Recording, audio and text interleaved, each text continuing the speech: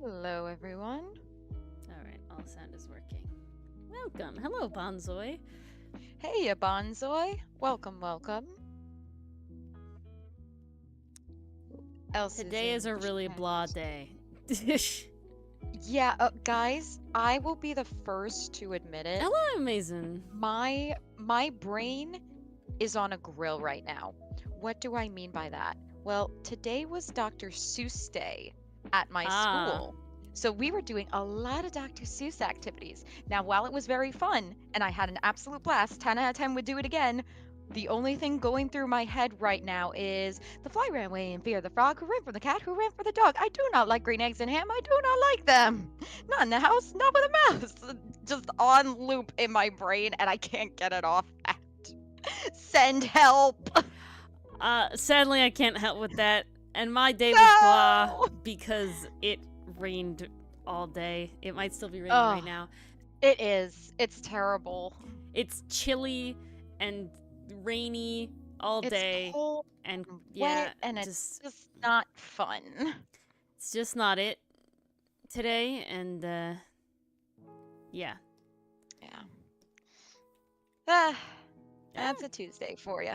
So while I had a very good day, my brain is just it's been Seussified. I can't. Mars has gone the way of Dr. Seuss. Help me! You talk about how Sam I am is a foil for the other guy, the normal guy.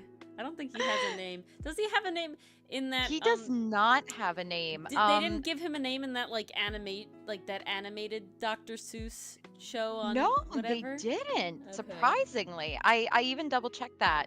So it was so funny because that actually ties into a very quick story.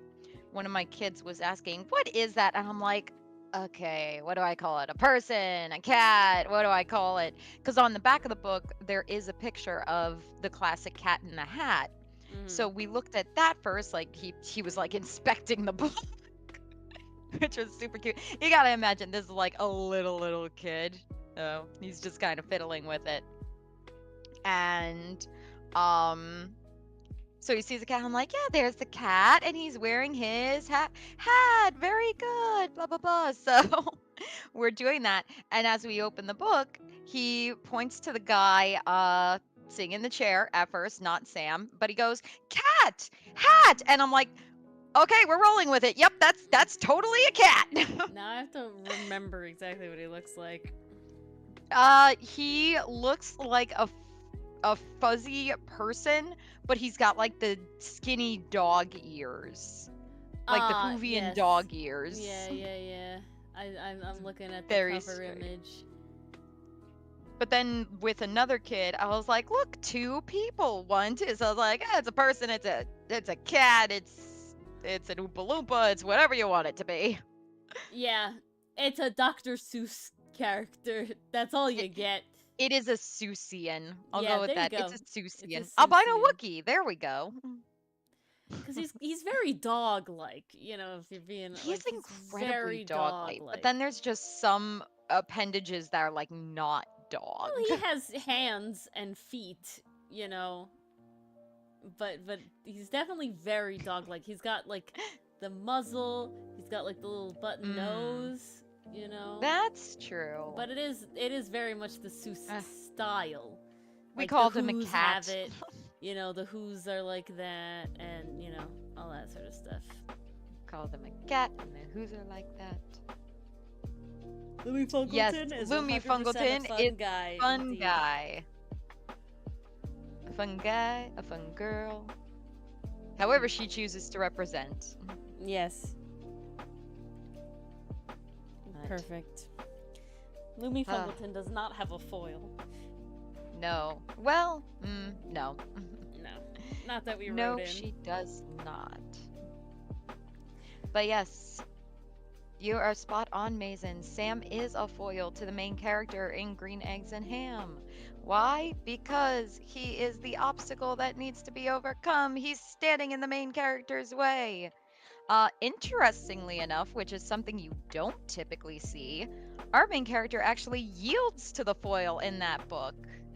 And he tries the Green Eggs and Ham. He goes against what he initially wanted.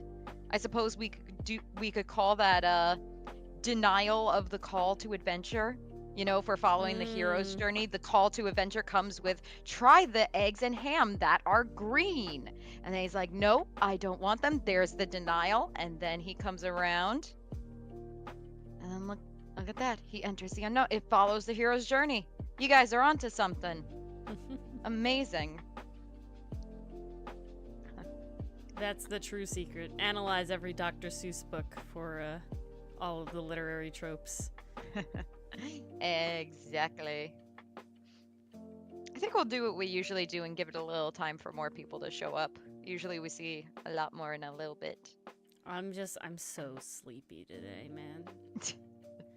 It's bad. Poor Ori. It's no. bad. What the hell? How did I do that? Oh, guys, you want to hear something fun? I finally started watching Migi and Dolly, like I said I would. So I'm waiting for it to get weird. Okay, I'm not going to say it's not weird. It's definitely weird, but it's not Sarazamai levels of weird. Really? See, and Yeah, maybe it's the no, art style. for real. Maybe it's the art style that It's gets very me much the more, art style because here's it's what I like, realized. ugh. You have these two children that look like shrunken down versions of a blonde light Yagami. They're too adult. And for they're also what I very guess their age is fluid. supposed to be. They're very fluidly Yes. animated. Oh, So yeah, when they go into like the jellyfish motions, it definitely or when looks they're switching a little. places at the table. Oh, okay. I gotta be honest. Those are some of the most fun scenes. No. 'Cause It's just like the way the it's ingenuity animated. of it. Oh right, yeah, no, I is totally that it's get just it. like, I don't know if a person can really bend that way. Like, Contortionists can. yeah, okay. Like, but when you look at people so- like that too, you get a little like, It's really interesting though, because they kind of work it into the backstory. I don't have too much backstory yet. I'm only on to episode 3, but the way they've set it up, they have it. Hello, Hey, Pastry Pastry Puff. Puff. Welcome. Currently I'm talking about Migi and Dolly, but we will switch into our topic very soon. So they revealed a little bit of the backstory, and of course this is coming from the boys' perspective. So all we get from them is we lived with our mom in a room and we were used to hiding. So it's like showing scenes of them like constantly under the bed, never coming out. So it's like, okay, it makes sense that they could contortion themselves into these hiding places because they've been doing that since they were like 4 years old. So there's kind of an in-universe reason for that. We don't know what the mom had to hide them for or anything like that. We just know that they had to hide when they were younger. It's really interesting. It's like it's definitely a fun ride so far. it's one I of would those say- things where I think that the story could totally be cool and everything, but the art style paired with like the moments, the extremes that they like get for like, you know, whether comedy or, you know, whatever. Oh yeah. When taken out of It's definitely the context, it's just close-ups. very like, ooh. Yeah, it's like It's a little much for me. It definitely I like thrives pretty on that, though. flowers and food. See, meanwhile, I'm sitting over here like, yes, show me how weird it can get. Like this, guys, I gotta tell you, I don't mean to be serious for a sec, but I will be. This is why the animation medium exists. There are only certain stories you can tell with animation. There Yeah, are I don't only think- certain features you can exaggerate with I don't think you animation. can have Migi Say and Dolly it with me. vibes. Louder for the dummies in the back. And when I say dummies, I am not talking about you guys. Never. I'm talking about Hollywood. Big corporations. You know the one that's burning me the most right now, and this is just because it's so relevant. I have been watching way too many video essays of the new Avatar, the live action Avatar on Netflix. Oy, it's not going great. See, that's one of those things where it's like I'm happy with the original, and I will ignore every other I thing that happens with it. I'm just like, I am good. happy The first that one more people is will so find the perfect. original because of this. I don't But know. I feel like if this oh is the my only way God. you're finding the original one, like, where were you?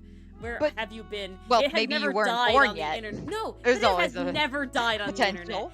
Avatar: The Last Airbender That's true. comes up constantly, all the time. The memes, the characters, like comparisons. I don't think I've been able to watch any sort of comparison that has Oh, a every trope. single redemption arc gets compared to Zuko. Zuko's Every involved. single one. You know, you talk about like the 5-man band, you know, like literally every trope, if Classic. it's in Avatar: The Last Airbender, they will bring up Avatar: The Last Airbender. So it's Oh, like, yeah. if you're not finding it, like you're at far, far corners of the internet or non-existent on it. Because like it's there. But this is what I'm talking about. When you take the bending, like this really cool element that looked very fluid and very cool in the original cartoon, and you bring it to live action, it just looks so clunky and awkward. The It one that is gets me not so much is fluid that at all. in I'm assuming trying to be PC, I guess, they made Sokka not misogynistic at the beginning, and it's like, Oh, he's that not pisses me off so problematic much. because he learns. That's the That's point. the thing. That's the thing that drives me crazy is when companies look at a character and it's like, oh, he exhibits these traits, so this, or she exhibits these traits, so they're problematic. And it's like, but he learns. And ultimately, that's the stance that's taken to show that this mindset is wrong. Yeah, that is literally Making the Sokka not a whole misogynist is like making Hotsun not Yes! have his Paper Puff! prejudice. Yes, Pressure Puff. I love Amulet. Oh, the last Amulet one is just came out this year, or is coming out this year. I need to read the last one. I've had it for years at this point because the author has still been making the final book, and I'm just like dying. So that's like on the list of books I have to get and read. I probably will order it soon because Ori. I have a vacation in like June, so that's when I read all my stuff. And so I'm so happy. Oh, I'm getting the next Dungeon Meshi soon. It's coming soon. Lend it. Beautiful. Lend it. Yes, I've read Amulet Pastry Puff. I have, so it's 8, and I think the 9th one is, again, it either like just came out in like the past 6 months, or it is coming out. I can't remember. I'll have to check again. But I love it. I love the art style. It's really fun. It's really cool how they switch between when she's talking with the amulet and like in the dreams and stuff. That definitely inspired me for how I do the dreams and Outcast. Big inspiration from that there. Yeah. I also have a picture of an amulet like poster when I went to BookCon with my friend a few years back. So very, very fun. But Mazen's talking about a foil in their comic. Very cool. Let's see what this is about. I'm actually trying to work on the comic myself tonight, so I'm hopping between screens. Ooh, a cynical bookworm. I like it already. I will admit, Pastry Puff, it has been a little bit, Very but if cool. I remember correctly, Trellis is nothing like Zuko in the end. I don't like Trellis at all. Oh no, not another Sasuke! No, he's like a good, villain and, like antagonist in that way. Not everybody needs to be redeemed. And that's something else that Hollywood I don't like him in the give fact us of baddies. his character, not his writing. See, that's the difficult thing. But that's a character you love to hate, not a character you like hate. Like Lada. Exactly. So yeah. Wait, I'm confused. Do you love to hate her or hate her? See, that's the thing. I hate her, the character. I don't hate how she's written.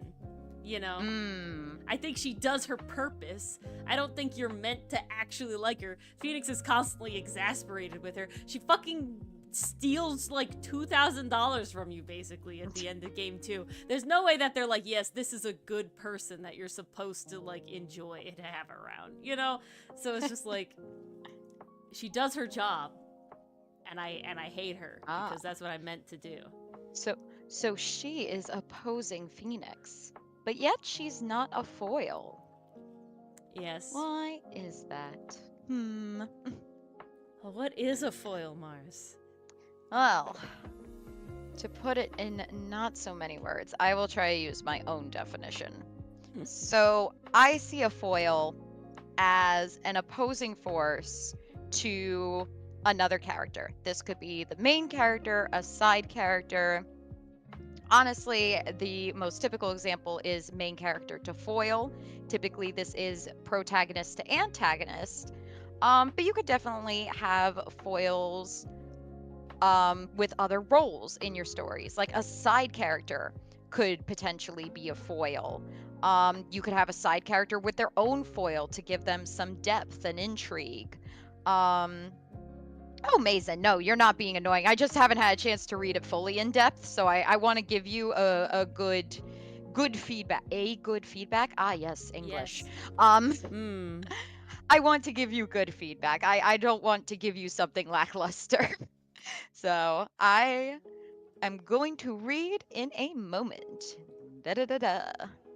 No, this is exactly what Comic Corner is meant to be, Mason. Oh, Asking absolutely. questions, having us help you Amazing. out specifically. Asking questions, if you have questions what about we your want. own writing or your own art, if you have ideas about what makes a good foil or ideas for writing, like please, guys, this is a contributing platform. This is a discussion-based discussion. Yeah, we do it on stream and not in videos because one, Ori doesn't want to have to edit anymore, and two, so you can ask questions during the rants.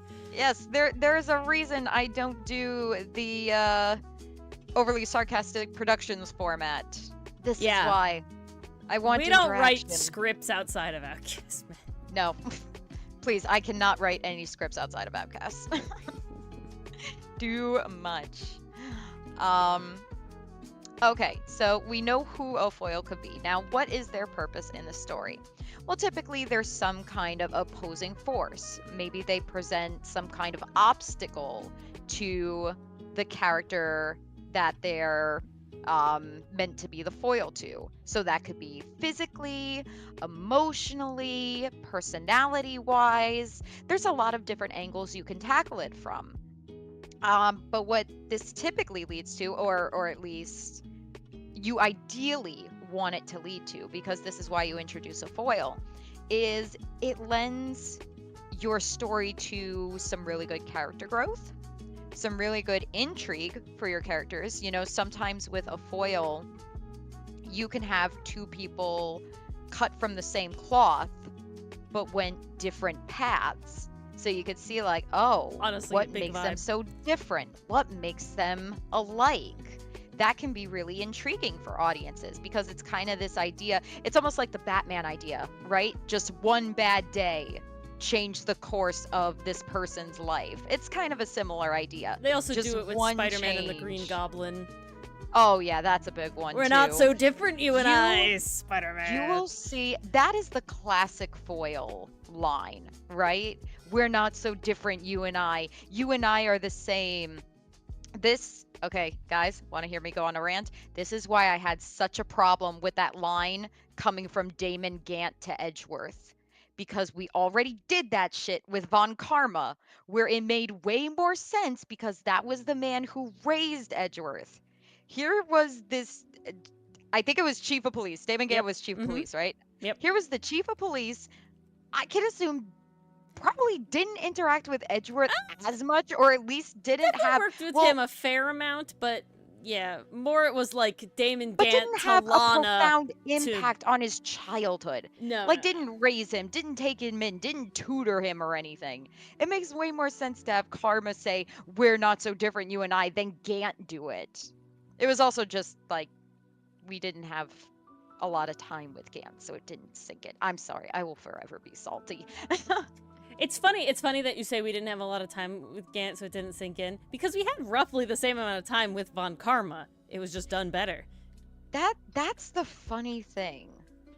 But I also feel like with Von Karma, like, okay, so you bring up a fabulous point in that we spent the same amount of time with Von Karma.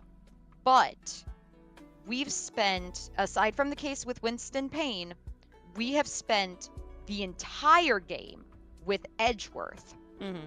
And through his actions, because he was 2 whole brought up by turnabouts. Von Karma, because, yeah, 2 whole turnabouts, which, you know, doesn't sound like a lot, but in Ace Attorney, you know how long those cases go on for. You edited My the God, videos. we were in Turnabout Samurai for so fucking long. I know, pain. We were so lost. But my point being is that since we spent time with Edgeworth and we eventually learned, like, he grew up with Von Karma, he grew up with Francisca. Karma had a huge influence in him becoming a prosecutor, for him being the man who he was today. So even though we weren't with Von Karma a long time, we still felt his presence through Edgeworth's Ooh, actions. that's next week's which was thing. made even more clear based on how Edgeworth grabbed his shoulder, and then we saw Von Karma grab his, like, Oh, that's it really flicks. good. There are mannerisms That's the that really they are good shit. mirroring. There Yeah. are personality traits they're mirroring. The way they bow, the way they carry themselves, even down to the way they dress, is all a mirror of And each then when other. they show young Edgeworth doing even more Von Karmaisms, it's just like, Oh my oof. god. Oof. And me. Lovely. I will say, for all that, for everything that Ace Attorney is, they're also really good at managing to bring stuff forward when they didn't expect to have to, right? Because they talk about it being like, oh, they didn't know they were gonna get another game, they didn't know they thought X game was gonna be the last, whatever it is, right? And being able to sort of like bring stuff forward is very, very swish. It is not easy to make something more interesting retroactively. Yeah. Like, the game is already out. It already exists. And now here you come in with the second game, the second story. And that story has now made the first game even more intriguing. Like, that is a feat. And I think that's also a bit why Rise from the Ashes is a tad disappointing, because they do it so well besides. And then Rise from the Ashes is like, oof, just drop the They did so well, and then Rise from the Ashes felt like not only was it trying to hit those highs again, but it did it sloppily, I'll say. But just to be nice, I'll say they did back to foils. But, yes, that was quite a tangent. I want to read what Mason sent. Yes, I don't want to keep them waiting any longer. What the hell? Okay, there's a I'm going to read this out loud, Mason. There's a character in my comic Mel who's a cynical bookworm. Ooh, love it already. Hello, Raven vibes. This the opposite of Adeline's? I think it's Adeline's cheerful demeanor, but she keeps insisting that they are friends and he doesn't care enough to argue. Adeline is showing Sid around the new school. She's like, this is my bestie Melville. And Melville barely looks up from his book. Oh, that's so funny. I love that. Oh, that's Pastry Puffs. I almost read that out loud. No, new one, though. Yeah, no. So, Mason, in your example, you're doing the personality branch of what a foil could be. You have this main character who's very cheerful, sounds like she's very outgoing, very positive. Like, honestly, she's giving me Molly McGee vibes, where she's just like introducing this guy, like, this is my bestie Melville. And he's just like, no, I'm not. But that, honestly, that's a good duo. And then you have Mel, who, sounds like he keeps to himself, more of a bookworm, doesn't really care to argue if they're friends or not. So that's interesting. I feel like that's a bit of his personality. If you want to go this direction, your story, totally up to you. But the fact that you mentioned that he doesn't care enough to argue when she keeps insisting they are friends, that could be something interesting to explore. You could always go for the angle like, oh, maybe he doesn't actually care. Like, she's going to do it anyway. That's a waste of breath. Or maybe he secretly likes being called her friend. Maybe that's something he wants but can't express. Tsundere Velvet. Oh, yeah, tsundere. Totally. Lots of different interesting angles. I think you could go for that. With that, I mean. So, yeah, Mason, you got a foil. You got a foil right there in personality. Because, right, a foil acts as an opposing force to the other character. So you could see personality-wise, like they might clash. Maybe Adeline wants to do something more extroverted, like I'm spitballing, Mason. I don't know if this would actually happen in your story, but like maybe they really want to go to a party and Mel's saying they're like, I really don't care. Please leave me alone. Don't drag me to this thing. And now you got an episode about her trying to convince him to go to the party. Oh, no worries, Pastry Puff. No need to apologize. I am not going to berate people for using the chat. Please use the chat. Type. I'm begging. But on that note, let's see what you wrote, Pastry Puff. Okay, so that's about Amulet. Okay. With my OCs, specifically the AA ones, Ace Attorney for those not in the know, the main character and the antagonist are very similar. They both have a person who assists them in cases who they deeply care about, and they have the same base fear that motivates them. The biggest difference is the antagonist has lived through that greatest fear happening to her. And like you said, one horrible day, it twisted her fear into changing how she interacts with others. It's those interactions that the MC hates about her. So when he finds out that they are so close about some specific things at a point in the story, small morality crisis happens when another crisis was already happening. That sounds like it's going to lead to some interesting plot developments. The one part that stands out to me here is that they're both cut from the same cloth, right? And you mention that the antagonist has lived through this greatest fear. So here's how I'm reading this, is that she has already experienced the worst thing. It has happened. She's had it happen. Now she's got the trauma TM. She's got the Was trauma. she 9? This is important. She Was must have she been 9? That's the Ace Attorney formula. You gotta They literally remember keep that. it with Pearl, okay? It's canon. Ace Attorney, Yes. at very least, 9 is the trauma age. You can't have a happy childhood once you hit 9. Once you hit 9, your childhood is over. I think it's more like if you are to have trauma, you have to be 9. Because Phoenix's trauma came much later in life, okay? But if you are to have, like, childhood trauma in Ace Attorney... was losing Edgeworth. Okay, sure. In elementary He was school. 9 then, too. This is true. Actually, no, his trauma was being falsely accused by his Yeah, that's in college. classmates. Oh, that's classmates. No, no. You're right. The classmates. You're right. Still 9. Oh, But dang okay, it, Pastry so the Puff. antagonist has lived through it. I'm assuming the protagonist has this fear, but has not yet lived through it. So this is an interesting dynamic where it's both a foil, but also a bit of a glimpse into the future, right? Because you could have the protagonist look at the antagonist and say, like, huh, she's already lived through this. This is what I could potentially become. And I think you actually mentioned that when you mentioned the line "one horrible day." Like, yeah, you're on track. She was a lawyer when it happened. Not 9 years old. I mean, if a lawyer can be 13. You don't think a 9-year-old would be defending someone? Yeah, Francisca was 13 when she became a prosecutor, wasn't she? Yep. She was young. She was young. Just saying. Also, hiya, Drow. I'm messing Mason. She could be any age. It's just funny that Ace Attorney has twice now made their characters 9 for extreme trauma. I am eating candy hearts and they just taste like disappointment. They Why am I always eating taste like these? disappointment. I don't know anyone who actually likes them. I thought they'd be good. Now No. I'm just sad. You know what I got though? I got Fun Dip in like a way too big package. It had How 16 dare pouches. you? Pouses. It had 16 pouches. I just never see it, so I was like, yeah, I'll get it. I never see Fun Dip. And was Easter like, "This will candy be my branding treat is so for today." pretty. It is. No, Mason, don't compare yourself to Mason, Francisca Von Francisca is Parma. a freak of nature.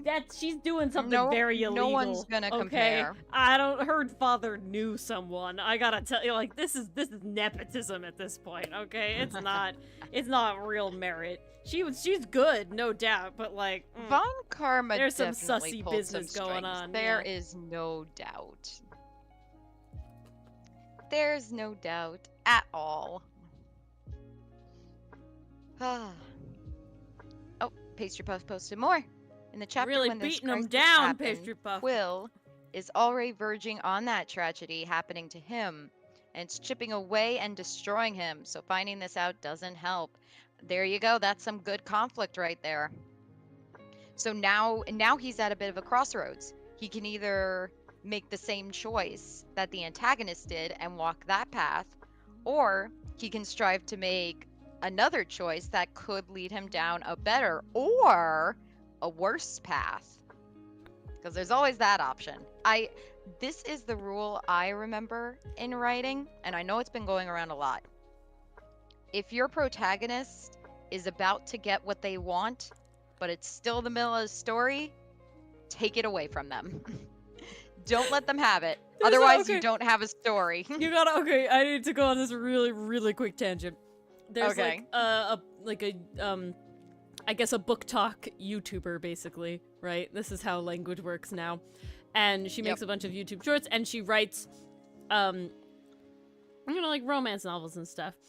And so she's a writer as well. But she has this character she calls Book Goblin.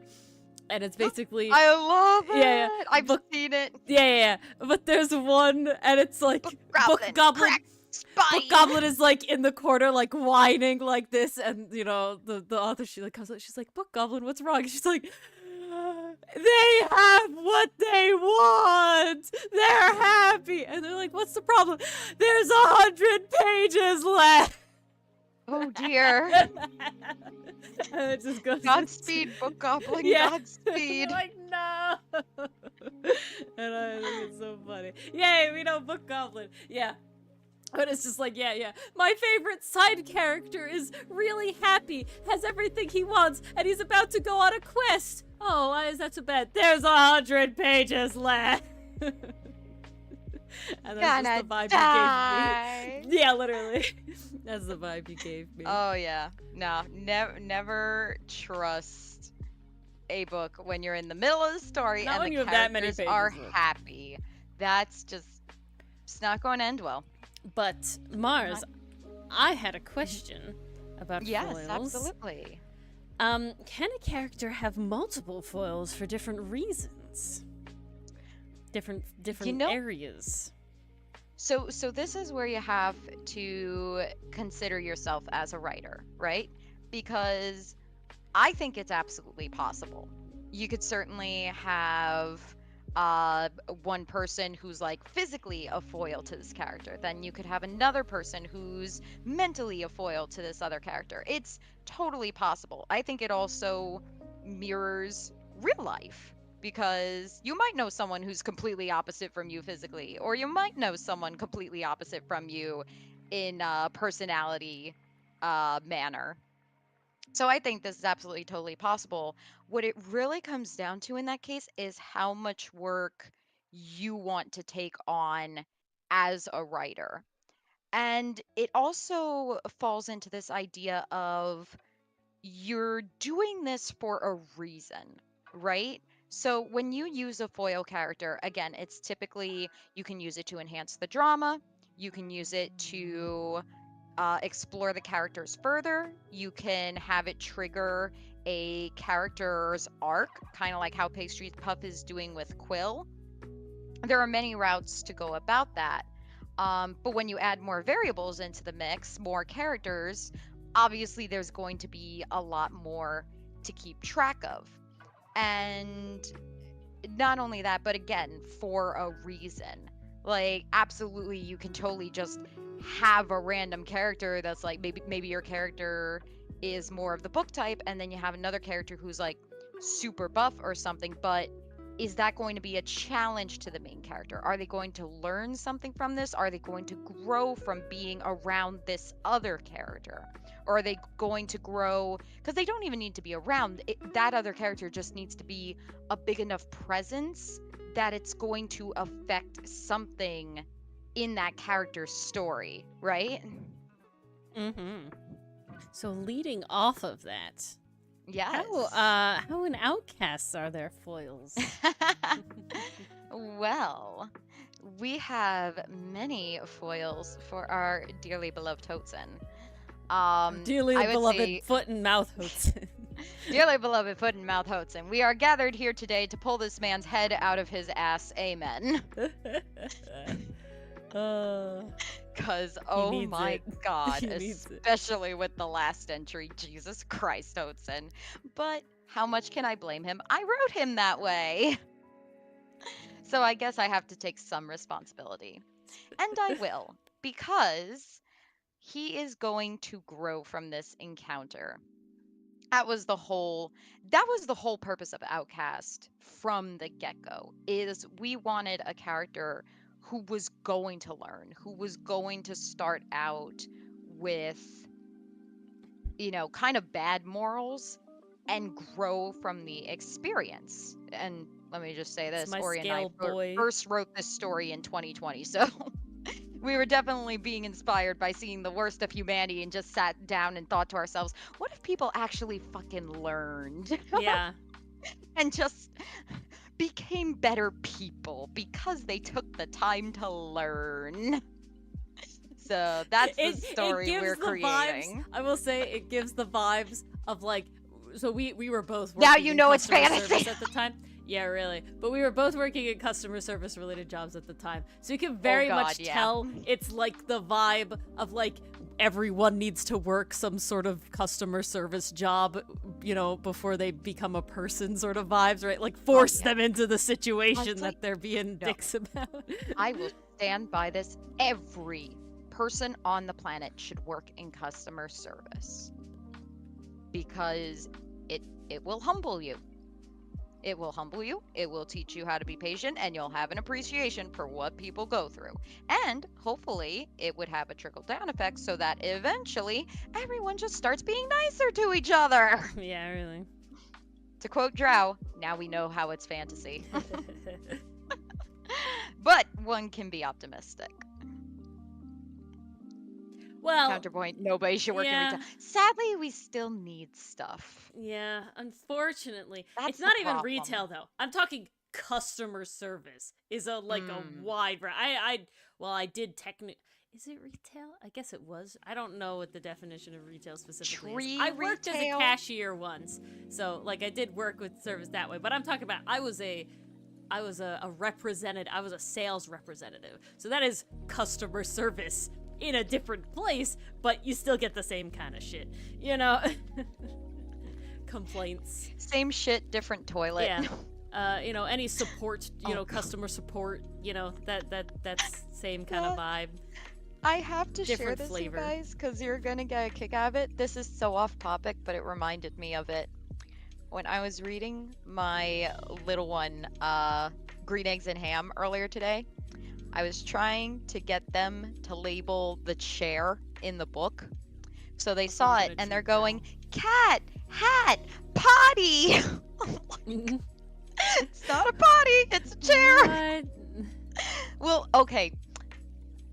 In the kid's defense, when you look at the picture on that page, it is drawn like one of those training toilets. Oh my god. It really does look like a kid's training toilet. I'm just like, yeah, I can understand why you said that, but, chair!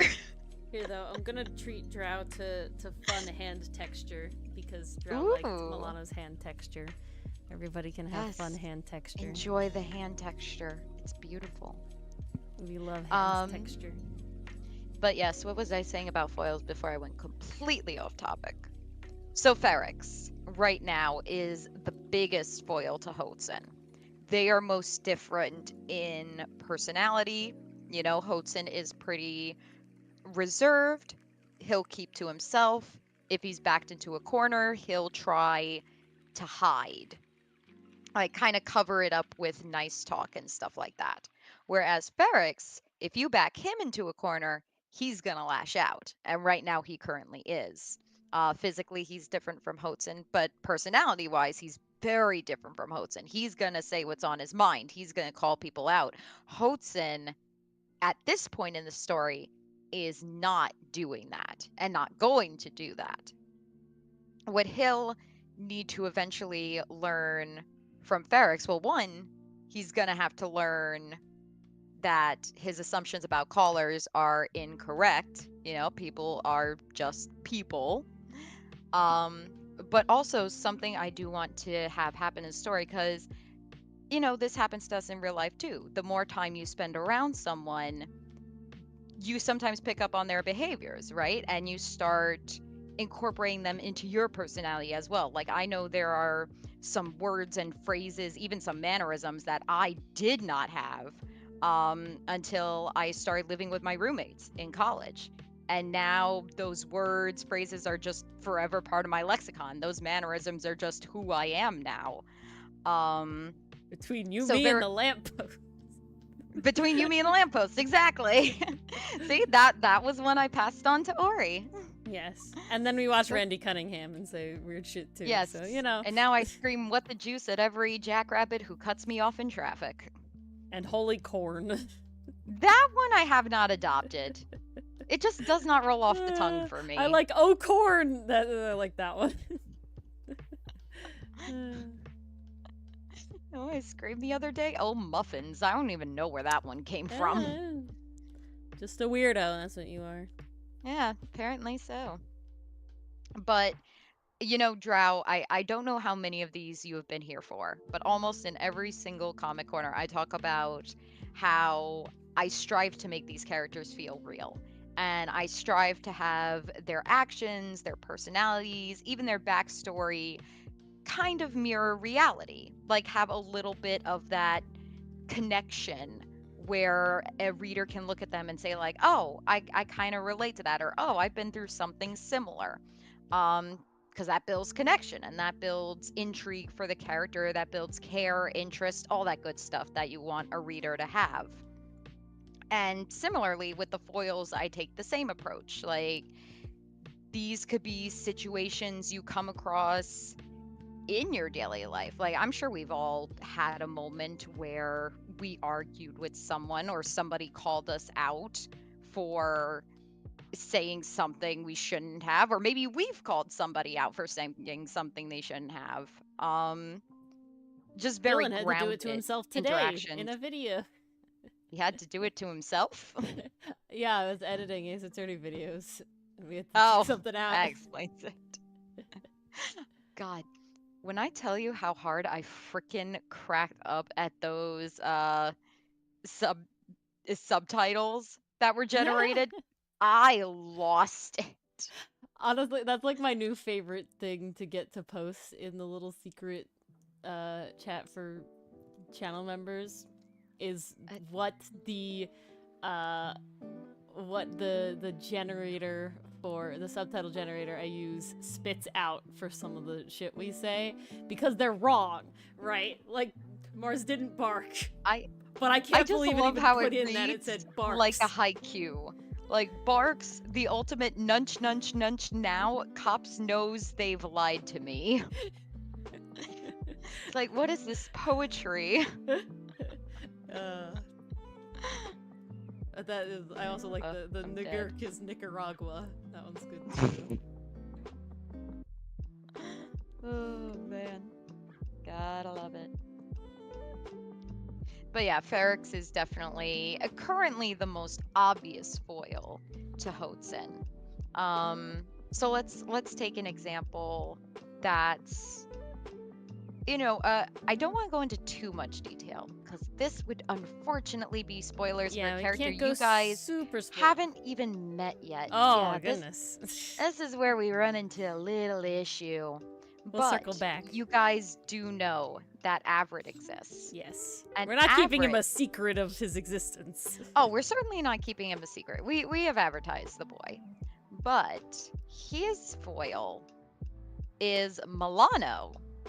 And the idea with them is, you know, almost a sense of cut from the same cloth in terms of backstory, but they definitely went very different directions.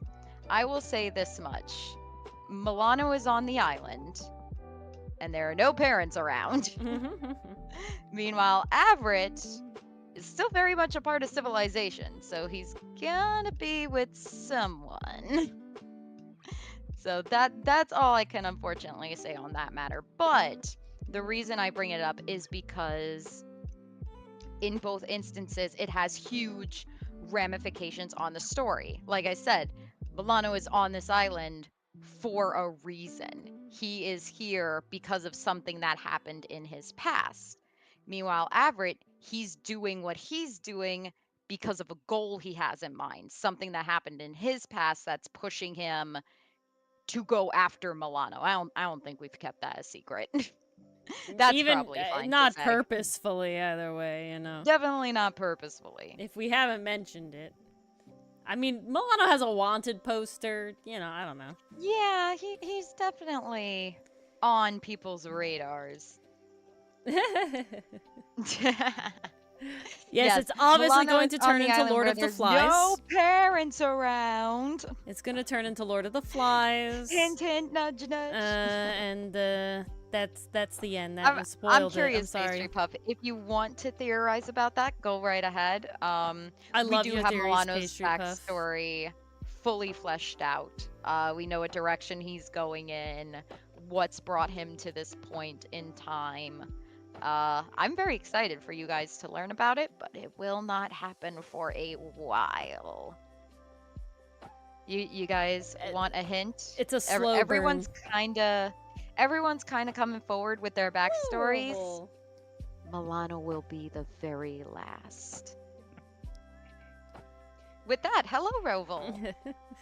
Welcome. Just in time. We are talking about character foils tonight. I have talked about a couple examples in media, a couple examples just in general, and then some Outcast related examples. So if you have any questions about foils or examples of foils of your own or ones you've seen that you've liked, feel free to pop them in chat. Well, I would also say, Mars, that there are other other of our Outcast characters that are foils in, much more minor ways maybe, but different ways most to Hotsun definitely. as well. Most definitely. I mean, Everett, already there's a personality change there. Everett's definitely, they both run on the introverted spectrum, but I'm so sorry Everett about your headache, is. Roval. Oh, that's the worst. Hope you're drinking plenty of water and I'm so sorry. chillaxing. Hopefully not a cold. Way too many people are getting sick right now. No, don't jinx it. I'm not trying to. I had my glass of We orange have the juice last tonight. Ace Attorney. I know. It's okay. We'll be fine. We will. We will be fine. It'll be fine. Dylan's We'll always moderately stuffed up anyway. Yeah, that works out. It's part of the sound now. It's part of the Ace Attorney sound. Hello, TD. Hey, TD. Welcome. We're How just talking be about it character be foils. Yes. If you have questions, examples, anything you'd like to say, And the just questions pop also it don't right have in to be chat. specifically about character foils. That is very true. It could be about anything comic related, writing related, art related, life related. But yes, Everett. I not know, Everett, Pastry Puff. Aster. Aster is another foil to Hotsun. Hotsun definitely has the most foils. Well, he's kind of the main character. That's how it works. Well, he's the main character. But main characters don't need like 5 foils, and yet we chose to give our guy 5 foils. Now, why did we do that? Mostly, and there's this a is lot my of thought foils when you process, think sorry. about it, isn't it? But yeah, it's right. It's good. It's That's a what we lot of needed it to foils. be. It's But always right in the world. it all came together very naturally because each one was going to make Hotsun reflect about something. No, Avrit was going to be, not Avrit, I keep saying it. Aster was going to be the one who got Hotsun to start thinking about callers a little differently. Sinnit broke down the walls even more, and Hotsun actually found himself enjoying time 100% Roland. with Sinnit. Oh, absolutely. All the time. That's Hella. why I want to that, make cosplays. I want to sew. I want to art. I that want is to write. exactly the reason I would want to live And I also forever. want to do my job. Like, Literally because of that. oy, Literally that. there's too much to do. I need to somehow have a sewing machine These in my things car. I think. What about like those? Don't they make portable sewing machines? They make little like hand ones. I don't know. I feel Not like for I've seen cosplay those. level stuff. I'd have to see. Nah, that's not happening. Well, I plan on just modifying stuff. Ooh, Haven. Oh, I think I saw a quick little screen cap of that in like a recommendation thing. I definitely missed that one. Let but me I will just have check to what check it looks it like. out. Yes, I did see someone briefly mention it in a short recommending a bunch of little games.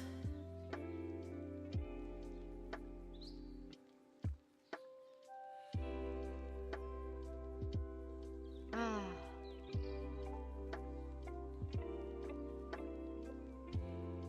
But yeah. Yeah. Indeed. Yeah, so we have that. We have the Yes. foil in Aster. He's And very then quiet.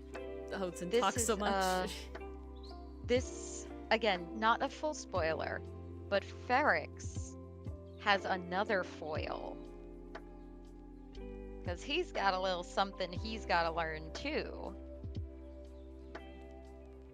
And sadly, that is all I can say about that. Because otherwise, that would be massive spoilers. It's an interesting. The story we specifically have has very few characters that see eye to eye outside of the crew with each other. That's sort of like the group that has the closest of like not really being pushing the big foil vibes, but just because of the sort of like I guess you could say kind of fish out of water, straw that broke the camel's back kind of story that is putting Hudson on the definitely. island with the pirates, makes it so that yeah, they all kind of have to have their Well, opposites. The idea definitely is that before Hotsun showed up, everyone was content. But nobody had really confronted their past. It's definitely out of sight, out of mind. Now that this new person is here and Hotsun is there to shake things up and remind them of certain things, And now it's they like, had to face what they've been running from. Yep. It's kind of one of those, yeah, I processed my emotions, it's fine, I'm over it. Yeah. No, you weren't. No, you just kind There's of still some more to managed unpack forget there. about it a You little just bit kind of for a buried little it. bit, yeah. You didn't have to. You weren't forced to interact with it. And that's definitely the vibe Ori and I were going for Yeah. with our story. Because I think it's interesting. That basically falls into if your characters have what they want, take it away. Yeah. The crew had a very literally. nice place. They were happily Good living. setup. Mhm. Yoink! Exactly. They Not had a safe anymore. haven to run away from their problems. Yes. And we see now that. It's been invaded. And we see that in Ferrix's speech that came out this past week. He literally says that. We all left home for one reason, and we came here to avoid those looks. But Yep. now some good for nothing shows up on our beach reminding us why we left. How dare you? Indeed. I feel like that's the most obvious that I've gotten with the dialogue. Like Yeah. usually Mhm. I'll usually I try to take like a more subtle approach, but Ferrix is very blunt, right? He's very like I'm going to say what's on my mind. So it felt like it was appropriate in that moment like okay, he's going to say what the message is. Like he's going to outright say like yeah, we came here to forget. We came here to get away from the looks and the prying eyes and everything. And now you're ruining it. Like it just felt very in character, but it also at least I hope readers, you tell me. I hope it cleared things up on the reader's end and kind of like cements like, oh, That's why they're so pissed off. That's why they're so defensive. That's why, like, Cynic, God bless his little heart, is trying, but he's still a little nervous. Mm-hmm. Our boy. I know. Sushi boy. Sushi boy. I have not been coloring at all since I started this. This is How so bad. dare you, Mars? I know. She's slacking, guys. I should cut her pay again. I'm slacking. No, not my pay. How dare. How could you? Yeah, you know, your quarterly performance Please, review is I coming have a up. wife and kids. Since when? My wife is in my fantasy and my kid is my cat. There, okay, you very okay, you know, got me there. Got me there. The money is just as real as my wife. Oh, that's it. I don't know if you saw me talking about your quarterly performance review with the Discord. I did. I thought that was hysterical. I gotta say though, everyone in chat going to bat for me in the Discord. Thank you. I'm just a terrible boss, apparently. I'm just the worst boss. I never. Puff. Here's the thing, and I will be 100% honest with you. Amazing. I don't care about spoilers. I really don't. But it she never needs to ruins about Ace anything Attorney for me. I got as much context in a screenshot as I do finding a Wikipedia page. Trust me, I'm not going to remember. I'm watching you. But I will always remember Rightworth. Rightworth win. I'm watching you, Mars. The community is fed. Phoenix wants to know Edward's stance on marriage.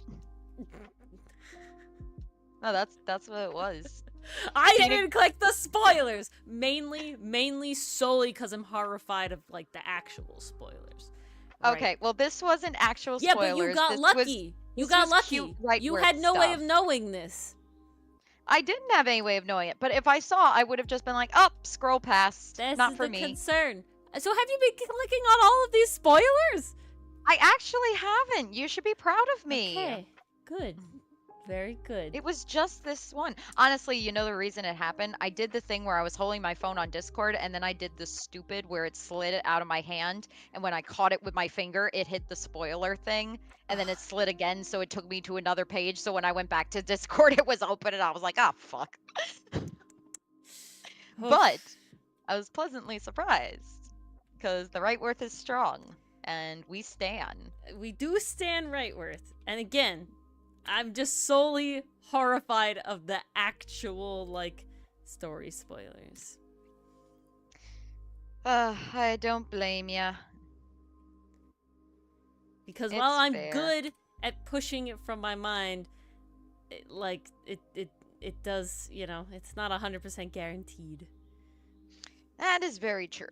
And I want as much of a blank slate as possible. Now, what's good at Pastry Puff is that no matter how disobedient Mars is about spoilers for Ace Attorney games, Dylan and I will always be fresh, clean slates for the information to come off, and we can hope that by the time we get there, Mars will have forgotten.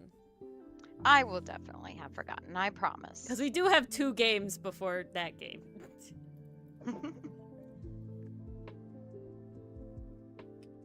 So it's certainly not the worst thing. But the universe is really testing her right now, guys. I don't know. Oh, yes. It is. I'm in trouble. Why isn't this working? Come on. Sweet. Don't make my life hard. Dylan, okay, I'm gonna tell you, Pastry Puff, for all that Dylan is joking, I think Dylan would literally, like, gouge out his eyes if he did what Mars just did on accident like that. He is so vehemently against spoilers. If he ever actually clicked on one, he would never hear the end of it from me, and he knows that. He knows that he would never get to live that down. And 2, he would be so upset just in general, for spoiling something of himself. Like, we're talking like baby, like if he had seen what, the right worth thing that Mars is talking about, I still haven't clicked on it, won't click on it. But if he had, which again he won't, until it actually happens, he would be upset about that. You know what I'm saying? Like, he would be upset about that level of spoilage. So, while he jokes about it, I would be massively surprised, and of course never let him ever live it down, if he did purposefully ever view one of the spoilers. Okay, so this is why spoilers don't matter to me. Guys, the reason I'm watching Migi and Dolly is because I saw the spoiler for how it ended. And it was so cute and wholesome, I wanted to know how the hell we got to that point, and I decided the weirdness was worth it. To find out how we get to such a wholesome, feel-good ending. So, I am with you literally 100% of the time, Mars, about spoilers, except with the Ace Attorney shit.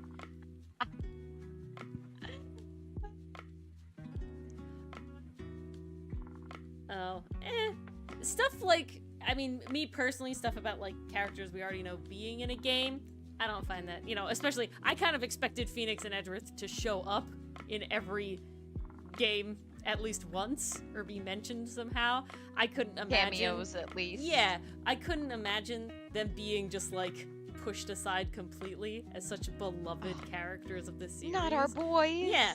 And I also know they have, like, aged up art, so it's like, I know that, like, they exist, so, I don't count that as a spoilers. I'm talking the spoilers is, like, Von Karma was, was Miles Edgeworth's father's killer and the mastermind behind, killing Robert Hammond. Like, that's the level of spoilers where it's like, I would be very upset if Mars learns that kind of spoilers. Because while she did technically know that once upon a time, it was years and years and years and years before we did this. I watched the Ace Attorney anime back in undergrad, which, oh my god, feels so we're talking like 8 years ago at this point. And I was watching it between classes, too. Yeah, so we're talking so like 8 years. I had no memory. It was just a filler thing to keep my brain versus occupied. Now, well, yeah, it is slowly approaching that. We won't have 8 years between her viewing a spoiler today and reaching the game that it'll play in. So, no. I greatly appreciate it, Pastry Puff. And Dylan is very sensitive about spoilers. So please keep doing what you're doing, because I think Dylan would literally be very, very, very upset. I feel like he's going to appreciate the reactions to the right worth content. So yeah, it could stay as a spoiler. Yeah, no. Definitely, I have no qualms with being better safe than sorry. Catchy 12 noob. It's PCM, Catchy 12 noob. Oh, I figured as much. It said noop. It says noof. But, same. Tomato. Tomato. The H is silent, Ori. It's noop. Why? The English dictates that that's a PH and it makes a noise. Is that stupid? Yes. But it does. So the H is silent. No. It's noop. No. Not enough strength to bear the noop. See? Silent H. It's so silent it's not even there. It's so silent. Oh, goodness. So yes, PCM. Everyone who joined, we're talking about character foils tonight. We have quite a lot of them in Outcast, and whatever you want. Yeah, we have literally everybody as a foil to somebody else. I don't think there's a single. Okay, maybe Olus is not a foil. Maybe Olus he is not a foil. He's an obstacle. Yeah, Olus isn't a foil. There are very few characters that are specifically named in the comic that are not foils, and right now it's only Olus. Otherwise, someone's a foil to someone else. That's just how the story is set up. That's just how relationships and connections to people work. You have people you get along with and people you don't. It's true to life. I think I did this wrong, and I'm just gonna have to Yeah, do something else. we can talk about whatever you guys want. Honestly, unless you have Oh, that questions was right. about foils, maybe how to do your own, or you want to share what you've done with your own foils, or share an example of a foil that you really like, or just talk in general. I think we've reached that we're just vibing We are point just of the vibing. night. We're just vibing. We're just vibing. I'm gonna go actually show. I'm gonna work on pretty soon comic entry coming up. Oh ho! Oh, that's not what I want. Sneak peek. Yeah, I mean, I don't really count them as sneak peeks because even though the art is meaningful, I feel like without any dialogue, you can't really spoil yourself very hard. There's no context. Yeah. Good point. That's how I feel. Yeah. Dichotomy like left because of spoilers. I was like, what spoilers are you gonna get? They look angry at each other. They're already looking angry at each other. Is it really spoilers when they're just When being... don't they look angry at each Yeah, other? exactly. That's the real question. They're always pissed at each other. There it is. It's shading time. Ah, it's beautiful. Is this on the boat? It is. It's on the boat, yeah. No, I don't want to merge. I want to... this one. Brain has to work a little bit, unfortunately. I really The dislike... Destroyed Ori's brain today, you guys. It's also, it's the week, it's the weather, and it's just... getting up early. Sometimes I'm really sleepy. And I don't know why. Some days I'm just so dead and could like sleep all day.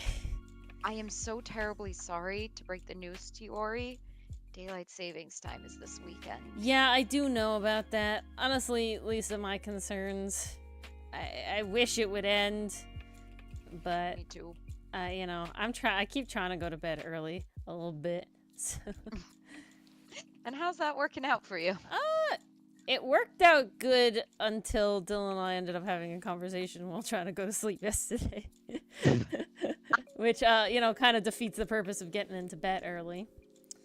But otherwise... Oh, definitely Pastry Puff. So Pastry Puff says something interesting here. You ever had that moment where instead of you adding things to your characters tell you things about them? Always, always, always.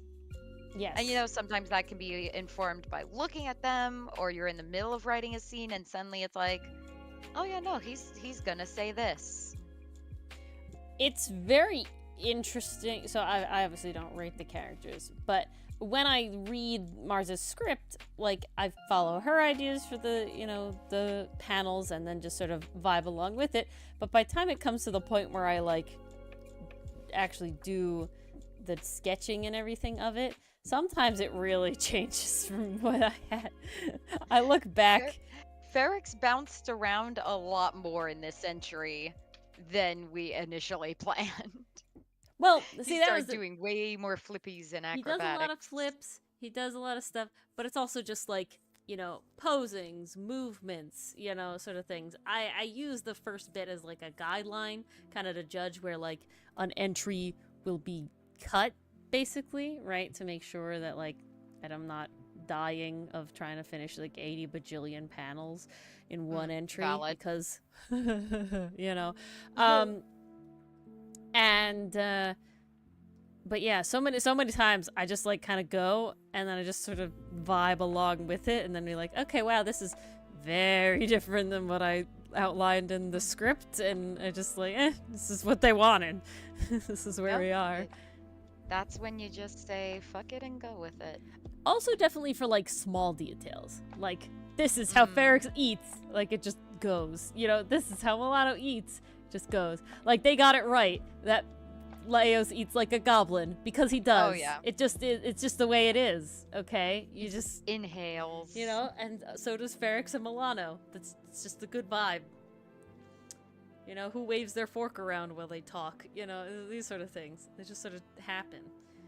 And it's those little details that really bring a character to life. Because it's Yeah, these little vibe pastry puff. idiosyncrasies about them that stand out. That was Sinnit. Sinnit was not intended to be NB, but he is now. Yep. Just sort of what happened along the way. It just worked out that way. He wanted to be NB, and we were like, okay, cool. Yep. Yeah, exactly. Huh, okay. Yeah. This is how it goes now. Okay, you want to be NB? Go for it, my man. Literally. Thank you for telling me who you are, character. Yes. Very informative. It's always a very interesting thing because obviously, like, they aren't telling you directly, but it's like something where your brain manages to form the actual character in like the way you experience kind of like deja vu, right? Where it's like, am I thinking that?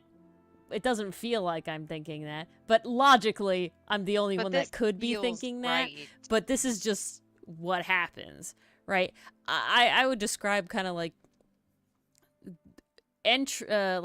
like entries that I like really go vibe with when I'm like sketching and go by very fast or very just like very sudden in there, like, oh yeah, no wait, and that's the vibe. There it is, and just you kind of look up and you're like, wow, I didn't have like, a single thought okay. throughout that entire process. And it's like, well, obviously you did, but here we are. Here we are. Yeah. Yeah. No, we've definitely talked about that on here. We've called it when the character grabs the pen from you. Yeah. And starts making their own story or making their own art, designs, poses, all of it. Nice, pastry puff. Wild. It's just a good vibe, man. It's just a good vibe. There's It's also it also corresponds to being in the zone as well. Like it's too good. There's a pastry puff. There's actually a comic that I took that idea from and sort of like I had that idea from. There's a comic called Muted. It's not hashtag Muted. It's a different one, and it's about like witches and stuff. And it's all the witches like are female within the family. The men are not magical. That's just not how it is. But it talks about how this one character's dad was a witch, and it's like, that's kind of weird. How does that work? And later on, you find out through the story that they're trans, and they actually magically transitioned, which is really cool. That was like they have this whole like wish thing that happens, and it like allowed this character to become fully just a man, you know, but kept his magic obviously in this whole thing. But so it was like that was like the vibe. I was thinking, it's like, oh, that's how it could work with the phase, right? You could have a male channeling character very easily without changing any of the lore within, and having him be like special in any sort of like genetic way, and just, oh, they're trans, done. So easy. You know what was the?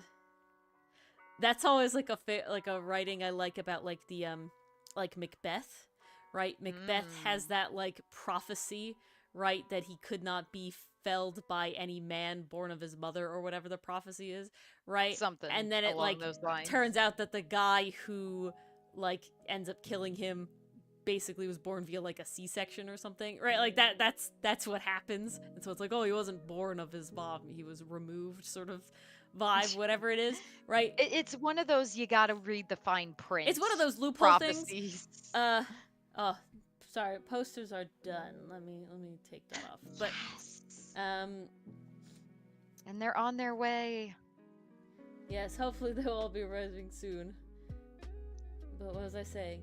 So that's like a fun retelling of Macbeth, that like the man that kills him is just a trans guy. I have done one panel. Nice. Yay. So that's always like a fun retelling, in my opinion. It's just like, oh no, it's a trans dude, so he wasn't a man born of his mother, he was a woman when he was born. Which is very funny. It's just such a vibe. It's so good. Yeah, it is really good. Heimers. Poster. Yes. Boop, boop, boop. Poster. Success. But yeah. So I always think that was funny. There's a 2-book graphic novel. Oh, I think, yeah, you told us about this one, Pastry Puff. Magical Boy. Yeah. See, Oh, it's just such a yes. vibe, right? Well, as a dude can confirm.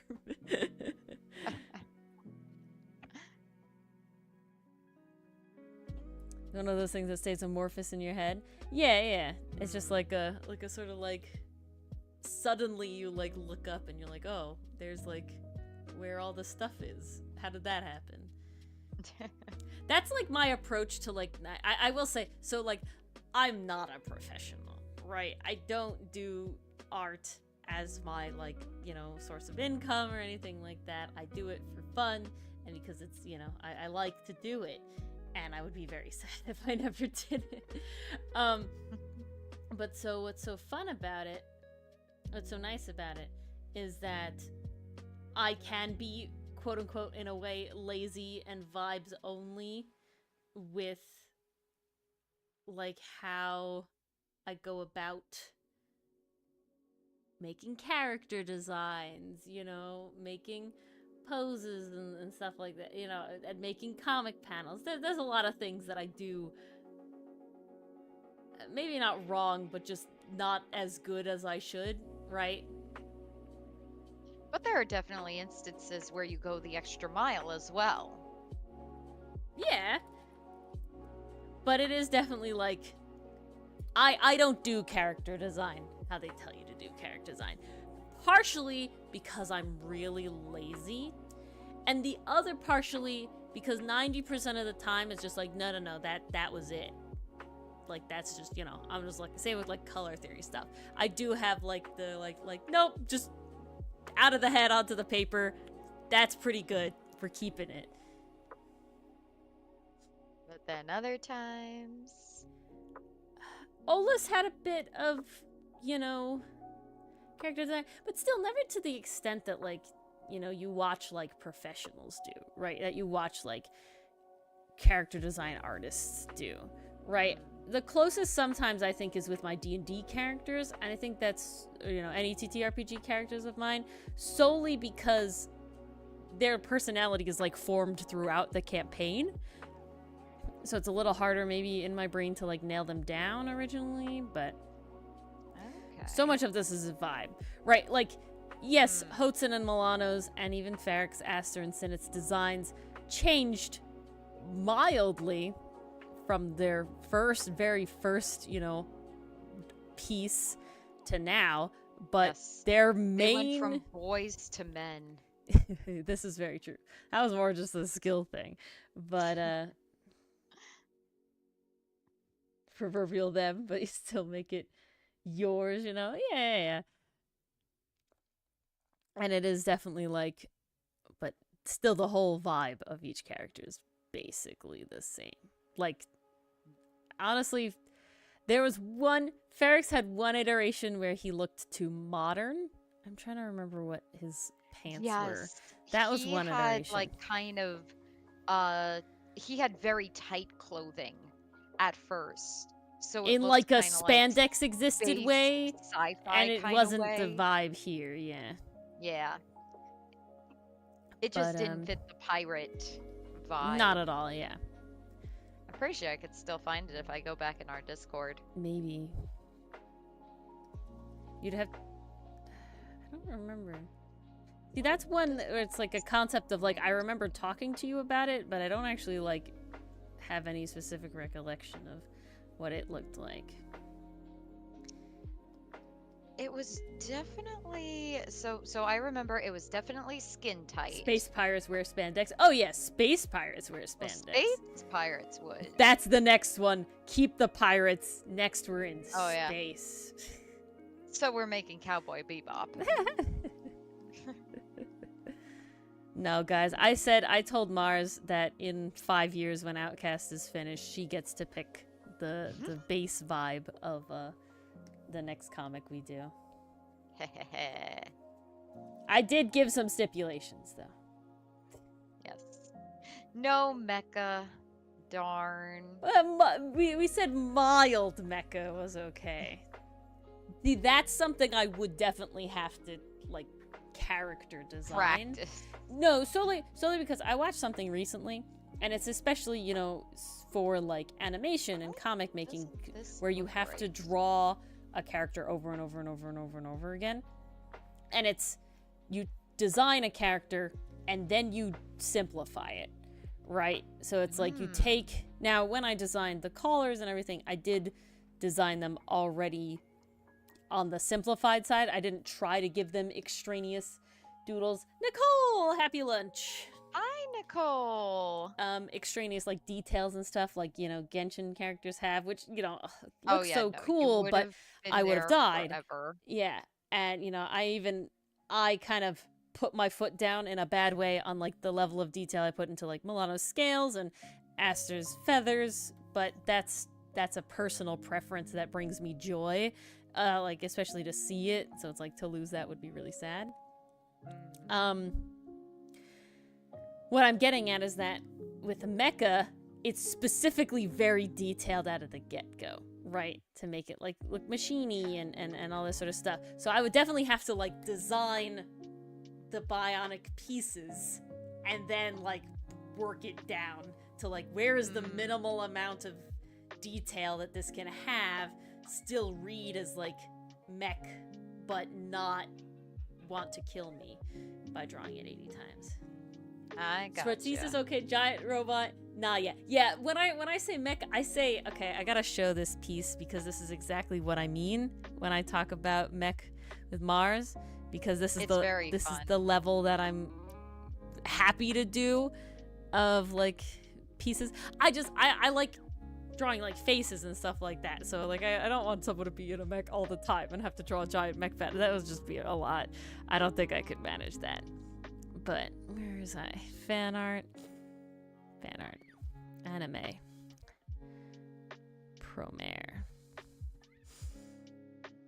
I like this one. God, this art. How old is this art now? Not that old. I remember when actually 2 years old. Yeah, 2 years old now. So this is a Promare fan art I did. For you guys who don't know Promare, mechs are involved, and this guy is in a mech. Very cool. And there's one scene, literally a single scene. Okay, a single scene where the top of his mech gets blown off, and he's just sitting in the legs, and I'm like, well, goddamn, if I don't like the leggies, yes, please. That's a vibe. So I drew him with mech leggies. So this level of mech, I'd be happy, you know. This type, I would have to simplify it down for the level of detail that's already in this one, but as sort of like a mech legs are good, you know. Mech arm could be cool. Mech tail, you know, wing, etc. That sort of thing. But it's like, the tail. I want the face, okay? I like drawing people faces. That's what Ori enjoys. Y'all saw me struggle for animal faces. Also, was my husk? Now I have to remember. Was my husk profile or was he 3/4? Because if he was 3/4, I'm impressed with myself. Profile's a lot easier for like snoots. I feel like he was profile. He was like, yeah, he was nearly profile, which is equivalent to being profile. Just barely. Just barely into 3/4, yeah. Which makes it easy. He's like kind of turned to the camera, but I'd argue that's more profile. Yeah. Versus when I drew Dylan's rogue. Yeah, his rogue. I had purposely made it 3/4 because Dylan is like really enamored by the 3/4. And valid. so it's just like, all right. Comic and game design. Yes. Yeah, ooh, exactly, Nicole. That's why Genshin Impact has such cool character designs for their game, because they don't have to draw it again and again and again. They put it in, and they put in the rigging, and then they can just move it around. Oh, to be like them. Yeah, really. Honestly, that could be an interesting method of making a comic where you like make a model and then you can like pose them together in your comic pages, because obviously that would be less effort than animating. I feel like someone might have tried that. Maybe. I feel like there's a lot more people making 3D models that look 2D than there used to be, also to much better results. So, So very true. yeah. Oopsies. I forgot this little feather. Yes, it is just her and her head, because if you count the wings, depending on how much detail you're gonna put in the wings, that's a lot. I mean, Ori goes above and beyond with the wings because she loves them and she hates them. Ori goes federal. I love wings, but I also hate wings. They suck. Wings. Wings. Wingy wings. Wingy wings, indeed. Vero wings. Oh, Senate, you're in the century, my boy. But you're stripey. Are you on 9? I am on 9, yes. And it's a 9? Oh, I guess it is a 9. Yeah. Yeah. It's 10 that wanted to kill me. And 11 should be easier. I just have to do it. Can't wait. Yeah, 10 is the long one, Mars. Because 10 has all of the characters in it. And Jesus Christ. all of them in panels a lot. Like in the same panels a lot. You know? I'm sorry. It hurt me too. Nope. That's how I wrote it. That's how I wrote it. I wanted everyone around the campfire because big group thing. Yep. It hurt me too, though. I only have myself to blame. It hurt me a lot. That's how I wrote it. God damn it. An hour left of your shift lurking, no ears. Get your ears back, Dichotomy. What are you doing without your ears? You need them.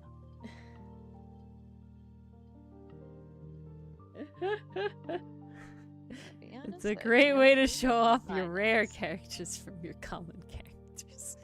Because they're foil cards. Oh my god. I should have known that Dichotomy would come in here like this. Why am I surprised? Makes animators across the globe weep. Is that your true goal in life, PCM? Not to make your characters, as happy as possible. No, not to make your characters as traumatized as possible, but to make it so that animating them would be a nightmare. Ah, I see. I just kind of assumed we were talking about traumatizing characters. Yeah. The trauma is involved with making the animators weep, I would say. True. No. Can't argue with that. All right, PCM. You love the fake outs. Ugh. You can't fake do this out to us, PCM. Fake out king. One day it won't be a fake out, and we won't know. We'll never know. We'll be like, haha, it'll be Boy Who Cried Wolf. Boy Who Cried Wolf. You don't want that.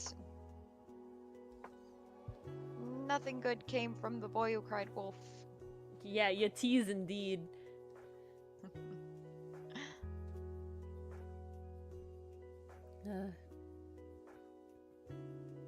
Circaia? Circaia. I read it. I pronounce it as what is it? Circea. Circea. Yeah, Pastry Puff, I give them all the trauma. Just dump it on. And if you find yourself at a loss, just think, what would Capcom do? You're probably finding that to age 9. Yeah, poor Edgeworth though, man. Like, Edgeworth God got the brunt of it. damn. Okay. There's like a list of Ace Attorney characters that it's like, can y'all give each other a hug, please? Like you're not going to therapy, obviously. You ain't doing that. It's sad, but you're not doing it, Well, can you at least Pearl is the newest one that got added to the roster. She's traumatized for life. See, both Emma and Lana got a hug. Maya and Pearl Mia got a hug. Okay. Does Phoenix and Maya get a hug after she was kidnapped in Farewell My Turnabout? I'm trying to recall. I think they Do they get a hug? I think so. I don't know. I need a feel like it Phoenix was a Edgeworth hug. group It hug. also doesn't have to be gay. It could just be bros, but they just need something. They don't got it anymore. Phoenix obviously doesn't talk with his parents at all. So, you know, Maya's a little young. She's also got her own trauma. Just you know, everybody needs a little moment, okay? Together. Just let the boy Ugh. have his moment. They robbed us, Pastry Puff. Robbed of the... How Okay. dare? Next Ori thing, just all the Outcast characters hugging each other just because apparently nobody could do that. Dude, I want the characters to hug. I want our boys to support each other. I mean, okay, this is a guarantee. Mars doesn't have a choice, but I don't think she'll be upset with my saying this. There will be at least one hug, more than that canon, in the comic. Oh, But we have to get hello. there. I actually, okay, Ori, I know, Nicole, I was so sad. daydreaming hard the other day. I was daydreaming so hard. And I was thinking of a really cute series ending Oh my goodness. where I was like, oh my gosh, this would be adorable and really wholesome, and it could be read as either gay or platonic, which is just See, that's the best perfect vibe combination. there at the end, right? I feel like everyone would read it as gay, but at least I tried, right? Okay, at this point, any contact the characters are gonna have, our audience is reading it as gay more than I would like. So, you know, have I given up? Fuck it, we're No, balling. I mean, I guess I've given up in the sense of that it's like, you know, I will draw the characters how I want, and if y'all read it as gay, such is life. It's like, that sounds like a you shoe, not a Sounds me a lot shoe. like Nephi Bird. One hug is too far. Yeah, exactly. So sad. There will be Outcast hugs. Yes. That is guaranteed. Outcast hugs.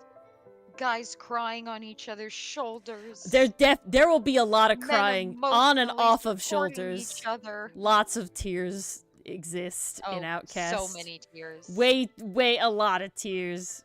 Ooh. See, So these are okay. See, these are all good series that I get to like draw now for Kofi bonding and stuff and moments doodles. by the water. Crying during and hugs. sunsets, sunrises, middle of the day. You name it, it'll be there. Hugs probably won't be a sketchbook thing, just because those are a little more intricate. Crying can be a sketchbook thing. Crying is already a sketchbook thing. You've definitely drawn them crying. Specifically Hotson, I will say, him crying is my favorite. I mean, he's our little crybaby. Yeah. Mark, you scared? No one dies. It's not a spoiler. We're open about that. I literally couldn't live with myself. I don't think am I could finish fine the comic. With killing my characters in fan fiction, I don't think I could kill them in an actual work of mine. I care about them too much. I don't love think them I could go on if Mars was like, this character Now, has to die, and you like does them. that- It's like, oof. Does that mean they don't get grievously injured? Well, you saw Sinet's backstory, so yeah, that's not off the table. Killing off I mean, characters, you say no. Just because we can't kill our characters doesn't mean we can't horribly maim them. Come on. There's I also can't many take all the emotional, fun away. there's definitely many emotional, you know, wounds that one can deal. Oh yeah, but everyone knows about that. But yes, I literally think that I would not be able to go on if Mars was like, one of the boys has to die. It's important to the story. I'd be like, then change the story, Mars.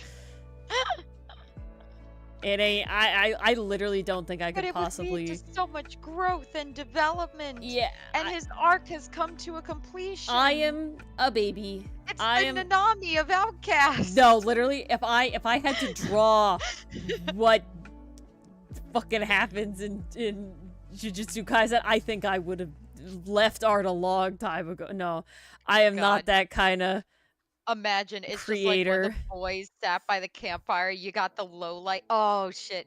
You got the low light of the fire, like over their face. Everyone's crowd around them, and as the fire dies down, so do they. Yeah, I couldn't do this. Fuck! I think I just upset myself. Yeah, no. I'm blocking it out. We're blocking it out. Literally, I don't think I could draw any of the characters that I like dying. I can't even draw like fan art of characters dying. That would be so sad. Like I can't do it. It's too far. It's true, guys. When I did the Trigun fanfictions for Healing Hands and Ample Kiss, didn't draw the characters dying. Focused on other parts for the covers. Well, I will say, I do specifically go kind of like, I don't know if abstract is the word, but you know, like artsy with the covers, I would call it symbolic. Yeah, it's definitely, or like a moment, but it's not like the whole character like doing something. Or according to people, hot, because let me tell you, people really love that Ample Kiss cover. It's good. Oh, yes, Stan. It's good. People with the Healing Hands are like, "Aw, cute." People with the Ample Kiss cover, hot. I mean, yeah, mission fucking accomplished though. Like, yes. You feral animals, all of ya. Again, I appreciate the praise and the thirst when I try. It's when I'm sitting here and in my little innocent ace vibes, and then they're just like, the gay, and it's just like, no. I wanted it to be innocent. It just won't allow for that. Yeah, vibe though, pastry pop. Literally, like, I don't think that if this is one of the reasons why it's like, what's the other one that's like trial stuff, but it's dark, the other game that Danganronpa? Yeah, that literally why I couldn't play a game like that. If Ace Attorney had like way more major character death, like, literally if like Pearl did die in this one, I think it would have been a struggle for me during stream. I would have needed a moment. I was just like, oh no, that would have been rough. Yeah. But that's one game I could not get through, man. I cry very easily. So many characters died in Danganronpa. If again, Patient Puff, yeah. If Andrew actually died, that would have been a tough sell for me to continue on with Ace Attorney, man. Cruel. That would have been a rough sell to be like, yes, play the games anyway. Ooh. Yeah, especially investigations. Also would have been a concern if Gumshoe died. That would have been rough. Oof. We had that kind of scare. I will riot. Where it was like, where we were like spiraling in Rise from the Ashes, but then it was like, wait, no, he's in the other games. We're good. It's fine. Literally, yeah, the death that hit me the hardest ever has specifically been one where I thought the character had plot armor, and they're like, no, he's not the main character. And it was like, no, you can't do that to me. Wait, which did that happen? Gurren Lagann. Oh yeah. That one hit me the hardest because I was like, no, he can't die. He's the main character, right? Like you kind of like, yeah.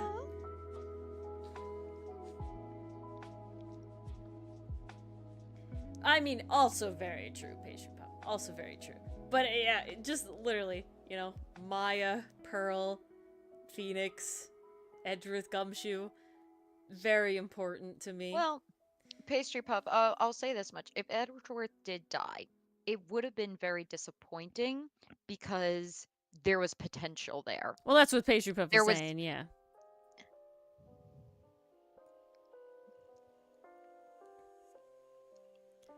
like I think that's what makes like the hashtag George R.R. Martin death hurt so much because he does kill characters in the middle of their arcs. He does kill characters like before they've reached completion. Like he's See, ruthless. At least with Mia, Nicole, I never felt Mia was a main character, you know, and two, we just don't get to know her very much before she dies. So the fact that she's dead doesn't hit as hard, and we do get her, you know, vibe throughout the game later. Like we get the flashback, you know, turnabouts. We get like, you know, her existence in the first place, you know, as a spirit being channeled by Maya and Pearl.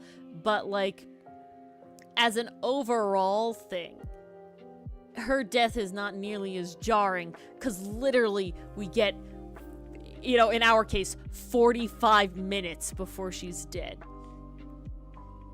Maybe a little more. But, Yeah. like, the first turnabout is cut down to 45 minutes worth of gameplay. So, like... It's balanced because it still works as a shock, like, oh no, our mentor in the game is dead. Like, this is a character who meant Yeah, a lot to and the meant to character we're Phoenix. playing as. Yeah. But in terms of, like, our me as a attachment to the personal character, thing, it's just that like, hasn't been established yet. yeah. And thus So it there's doesn't still- hit There's nearly as still an hard. urgency within the context of the story, but not so much from the outside, you know? And there you go, Pastry Puff. Yeah, we don't lose Mia's existence because she dies either, because Yeah. of the way the game is set up. And she gets to come back. She gets to come back, and we get to see her in flashbacks too, you know, so it all works out good there. But yeah, it is definitely All like, good. I'm a wimp, I'm a baby, could never, ever, ever, like, I literally don't think that I could draw, like, any of the Outcast characters die. I think I would not be able to do that. I gotta admit, with fanfiction, I do like me a good character death. I may But she be a knows it's not sicko like real. that. I do know. Okay, so if it happened in canon, then I'd be upset. Like, this is not how I want it to go, but exploring the possibility of Yeah. how it could go and what Mia that the means Grey for the versus Mia the characters. White. Like, okay, here's one of my examples. Is if anyone's watched the BBC show Merlin, I gotta be Mhm. honest, I have not. I have mostly watched it through clips, YouTube I analyst haven't watched the whole videos. thing, but I have watched a lot of it. I want to watch the whole thing, but I'm like, oh my god, the time commitment. So I'm very Yeah, hesitant. it's just a lot. But it Again, also Dylan and I were looked watching it, but it was so fun. fun. It was certainly fun, but yeah, we kind of fell off of it. I think it's one of those things that So- goes on a little too long, and we were kind of just like, It definitely hit seasonal rot, according to fans. Like they Mhm. definitely had moments where the writing just completely fell apart. Like yeah. You know, certain watch tropes, the first certain season. things were It's forgotten fun and just stuff chill, like you know? that. Yeah, same here, Pastry Puff. That's mostly how I've absorbed it. But there's a major character death that happens in canon at the end of the series. And I know that there are some fans in the fandom that were unsatisfied with that and thought that the secondary main character should have died instead. So that's what some of these fanfictions are about, kind of switching the roles during the final battle and seeing what the possibilities of that are. Because the way it happened in canon, the character who's left alive, like, he's already been faced with death. He's had to deal with it, and now he just has to deal with more. But the other character, yes, he's had to deal with death, but never to the extent that the other character has. Like now he has to kind of confront that. Now he also face the fact of who his best friend truly was and come to terms with that and what that meant for their relationship and stuff. Like And his there's gay just more feelings. possibility I mean, that too, because there's always a gay angle. it's It really just gay, it guys. He's just the leads to more manservant, interesting okay? personalities. More interesting possibilities, I meant, not personalities. No, oh my god. They I make literally Merlin so Arthur's manservant. Okay, I'm sorry. It's there is an fodder. 2-hour long compilation video of Arthur Merlin moments, and good god, You they're think so I gay. make Outcast gay? This is 10 times that. They are incredibly gay. Like hella. No contest. Or if there was a contest, they would win it because they're gay.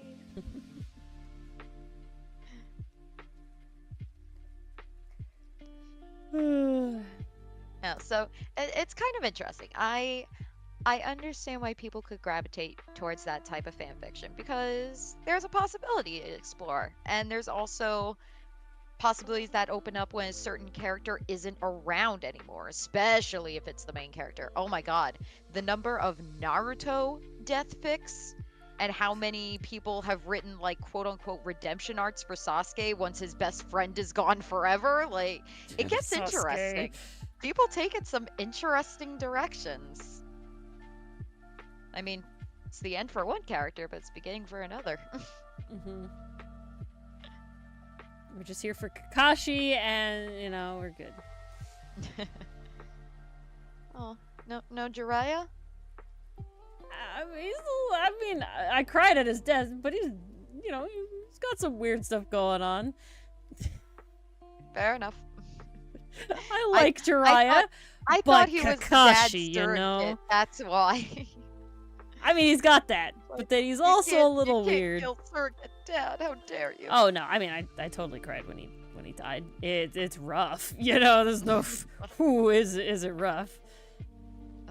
Guys, I have been going through Death Note with another friend of mine, and good God, I forgot how many named characters die. I mean, okay, technically, if you watch the show, they're all named because you need a name to write in the Death Note, but named characters who play a role in the story, I forgot how many of them died.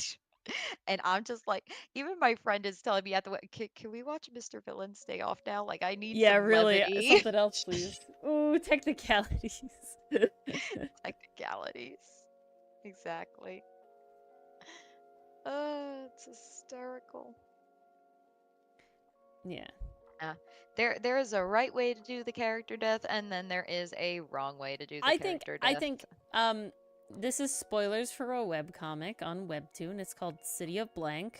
I don't know if you've read up to this part or not, Mars, so spoilers. I still have to read season 3, I believe. I think I finished I season have 2. no idea where it happens in, so, you know, it's probably Spoil spoilers away. for you, I think. You know I don't care. I know. And it's, you know, it's a plot-moving spoiler, so it's not like, you know, plot reveal spoiler. But basically, the way that it works is that there are these creatures called blanks, and they don't have any faces, and they're kind of incorporeal.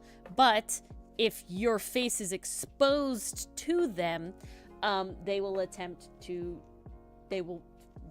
touch your face with their non-existent face and take it from you, and that causes basically the death of the original person because they have no mouth, no nose to breathe through, and they suffocate to death. But the memories of the face that was stolen by the blank get transported into the blank. So the blank isn't a sentient creature until it has stolen a face, and now it's a sentient creature that knows nothing of its life beforehand and slowly regains the memories of the face that it stole.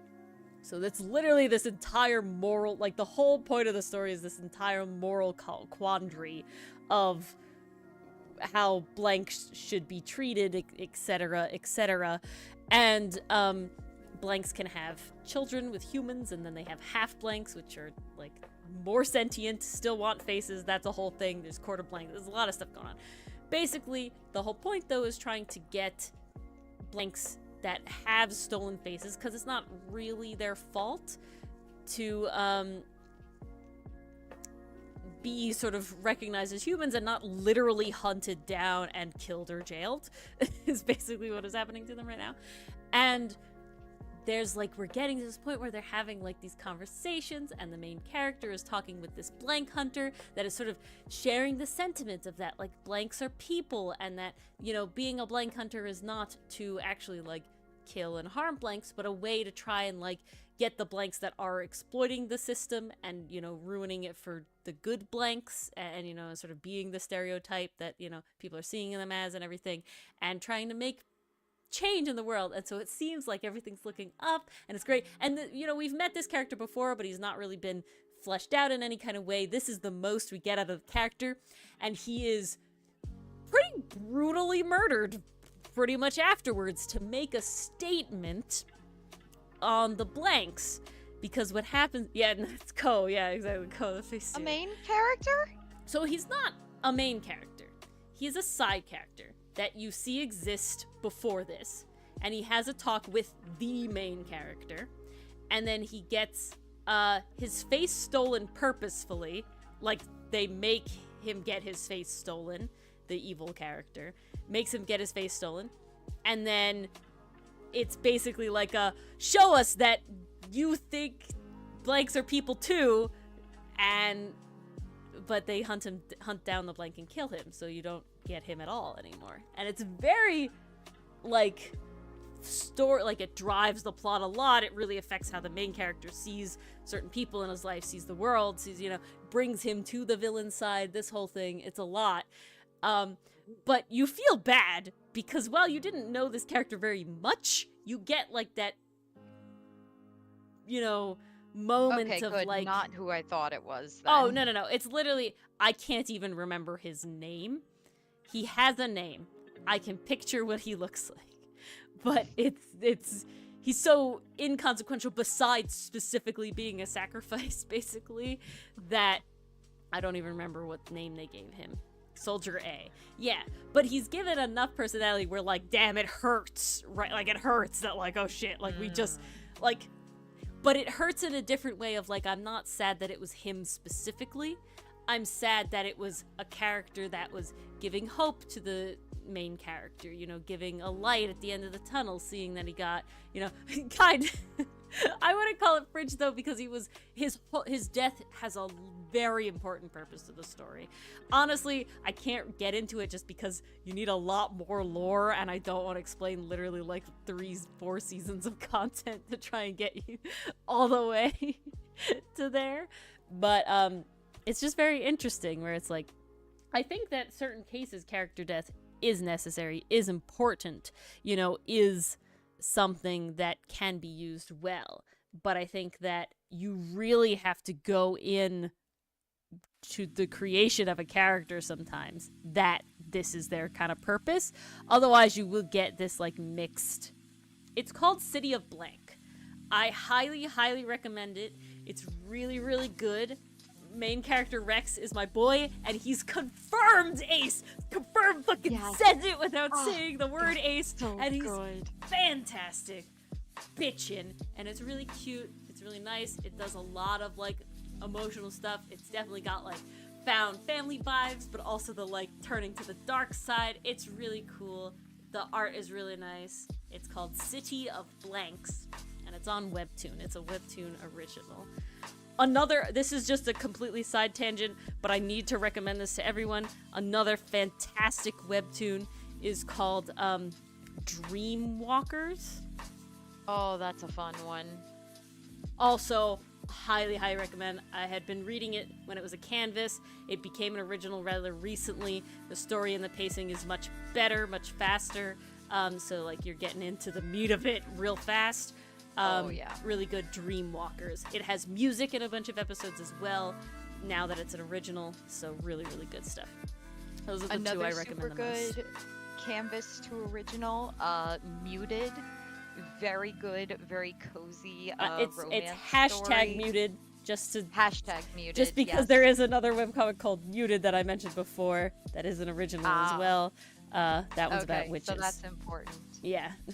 So hashtag muted, very cute story.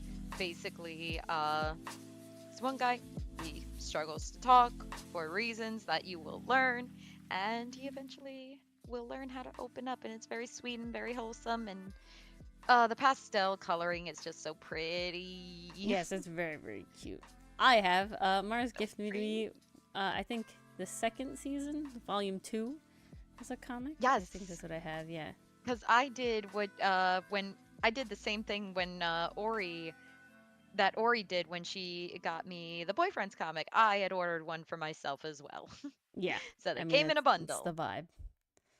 I am waiting for volume 3 to release. The author keeps saying it's going to happen soon, and when that happens, I'm going to get both volume 1 and volume 3 I'm waiting because I need it. for I'm waiting for finally Cast Off to get its release. I know that the Oh, author has been working on it, and I'm just like, please, please, please, I need to know. I need I to gotta please. be honest, that might be the only way I read it because I'm really struggling to keep up. Uh, it's Like, really good. I'm barely keeping up with the webtoons I have now. Yeah, the two I'm most looking forward to Sad. getting hard copies of are Cast Off, and I hope that Aurora by Red from Overly Sarcastic Oh, Productions that gets would be awesome. a physical release at some point as well. Both of those I love so much. I need it.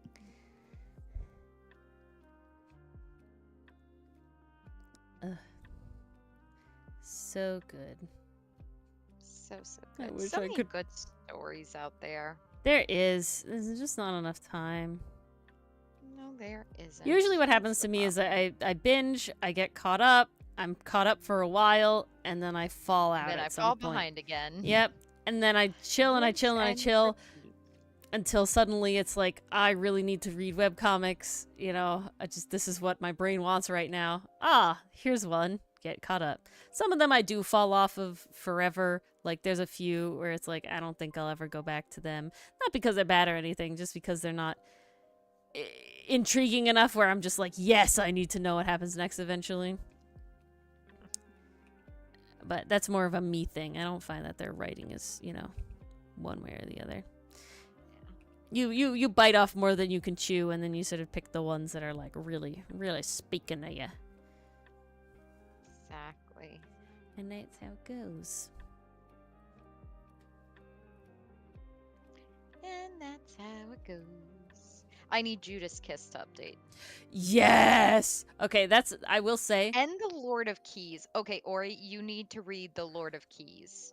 Okay, I It's haven't heard only that at one. 3 uploads right Oh now, my goodness.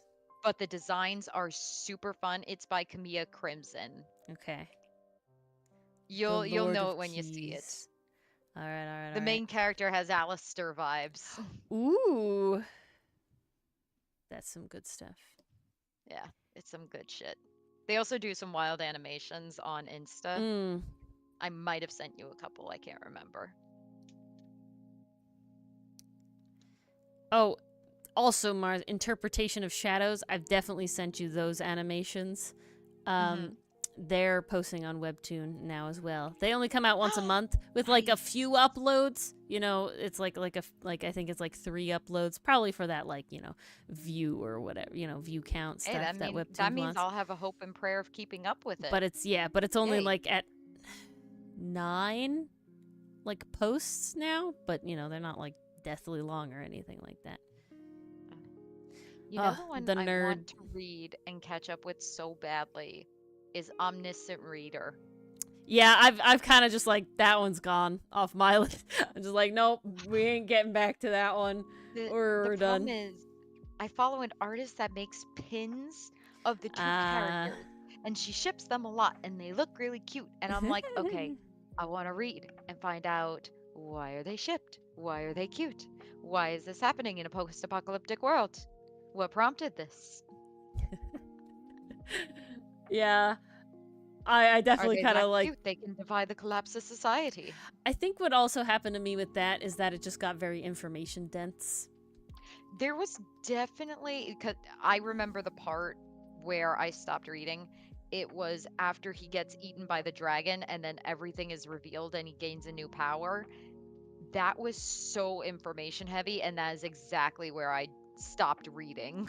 Yeah, I Like can't that's where I recall went on hiatus. exactly where I stopped reading, but it is definitely like a at a certain point it was just like I can't follow this very, I need like kind of mindless. You know what I'm saying? Like I can appreciate that. when there's too much going on that I have to like actually keep track of, it's just like brain shuts off. I'm reading That's why before I go to most of bed. my webcomics are not too action heavy. Like they're all romances. Mine are good night, Very low Mason. stakes.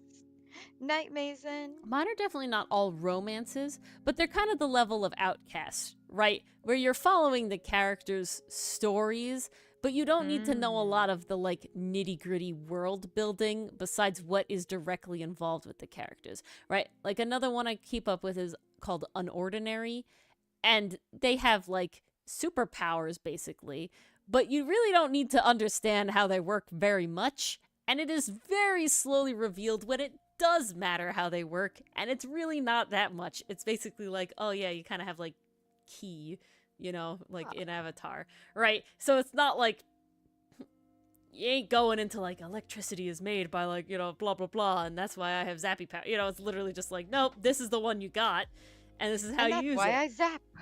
Yeah, basically. Uh, oh Sometimes man, koala there's this time is other one needed. I Koala time love. is definitely needed. Eliseed. I forgot about that one.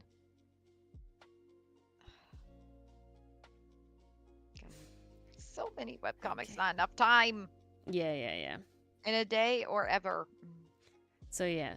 So City of Blank, I say like it's a lot to explain, but it's not really a lot of like in-depth sort of like scientific, game stat sort of level of stuff. You read the comic and you learn about the world and you gain an understanding Yeah. of how the social hierarchy, I mean same with Unordinary, is like being treated.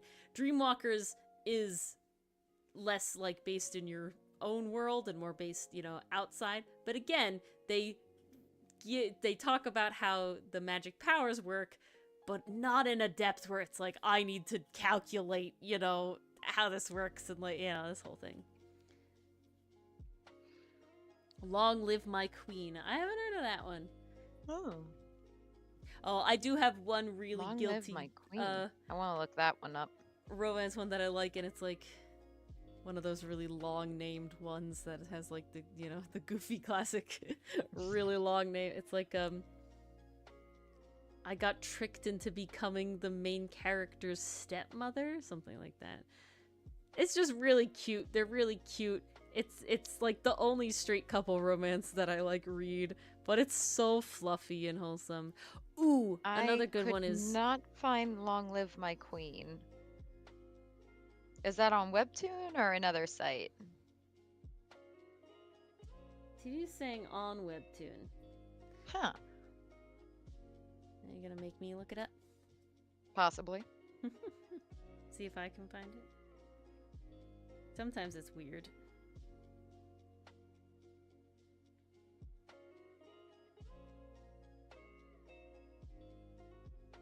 And now you mention it, no idea. Well, there you go. Maybe it's not on Webtoon.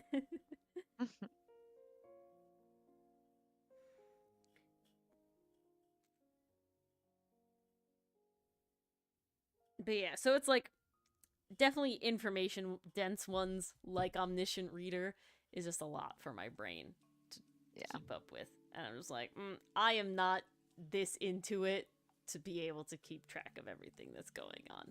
I like more like I guess it's like where the magic and stuff gives like social stuff in the backgrounds a lot of time. I mean, that's literally Unordinary, City of Blank, and Suitor Armor. Those are very like magic is like a socio-political thing more than science, right? and that whole thing. Hello, Oscar. How are you? Hey, Oscar. Oh, Oscar, I don't know if you saw. I don't think you could have, but Dichotomy just got his poster the other day. So hopefully your poster will be arriving very soon. I hope Yes. so. Fingers Fingers crossed. We're hoping. I really need it to.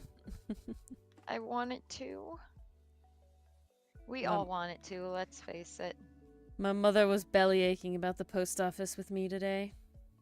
Oh boy. Just how they've sucked recently. And it's so sad because, like, mail is one of those things that can never go away.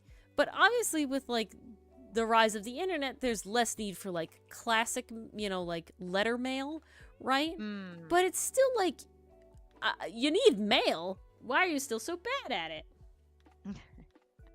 It's like, I still gotta send packages and stuff. Yeah. So why are you so shitty? You know what I'm saying? Now, is it the one in your area or the one in our hometown? This was sent from the one in my area right now. Okay. But my mother was obviously belly aching about the one in the hometown. So I was about to say. it is just yeah. like, it seems to be just sucky all around, you know?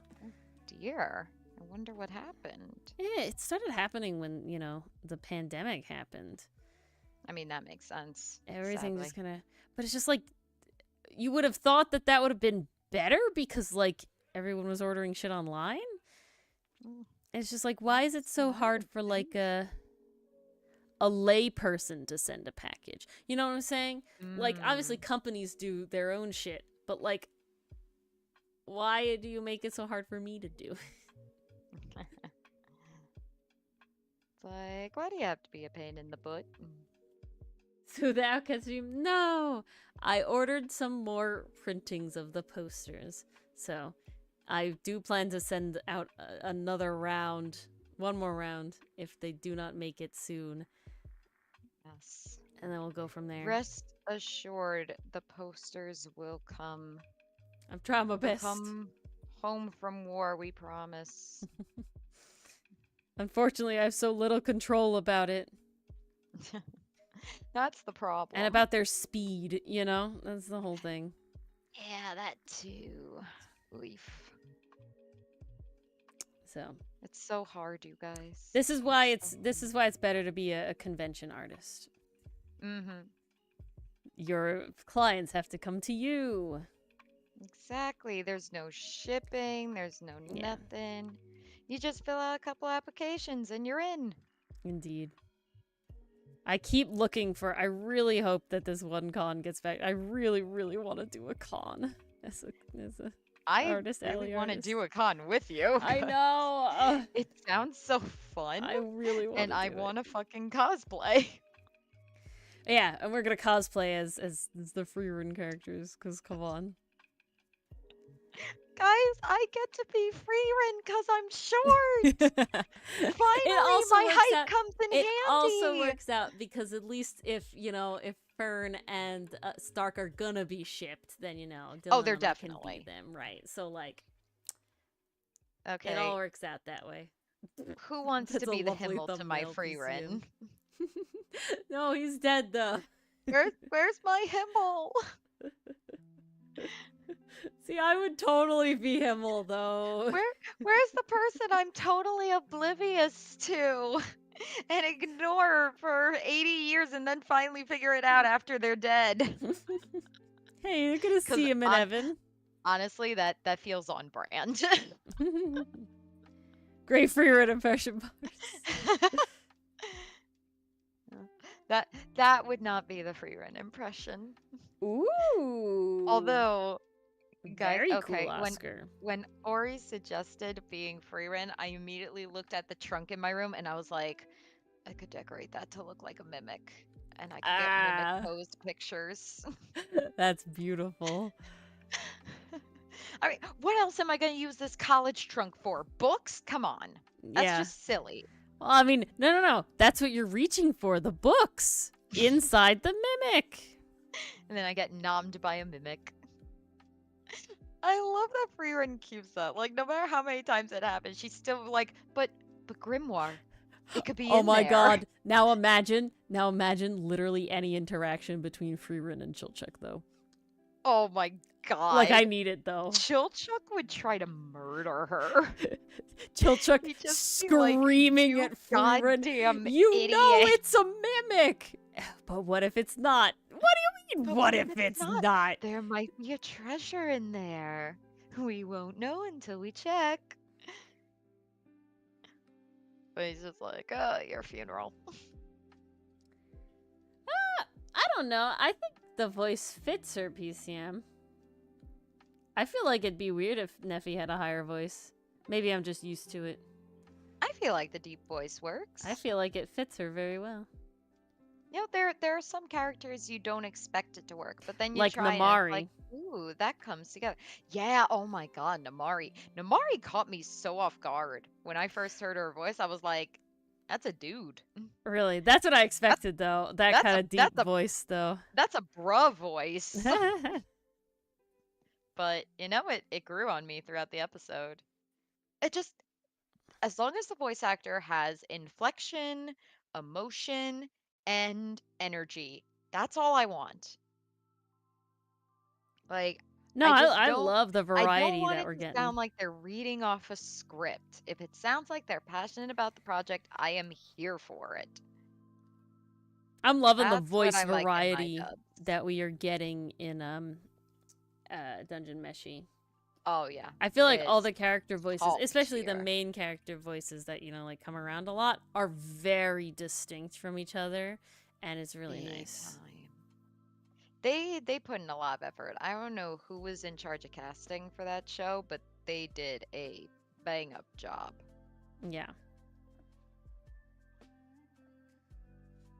Simply stellar. Dude. Oh, okay, I am on my 5th panel of the night.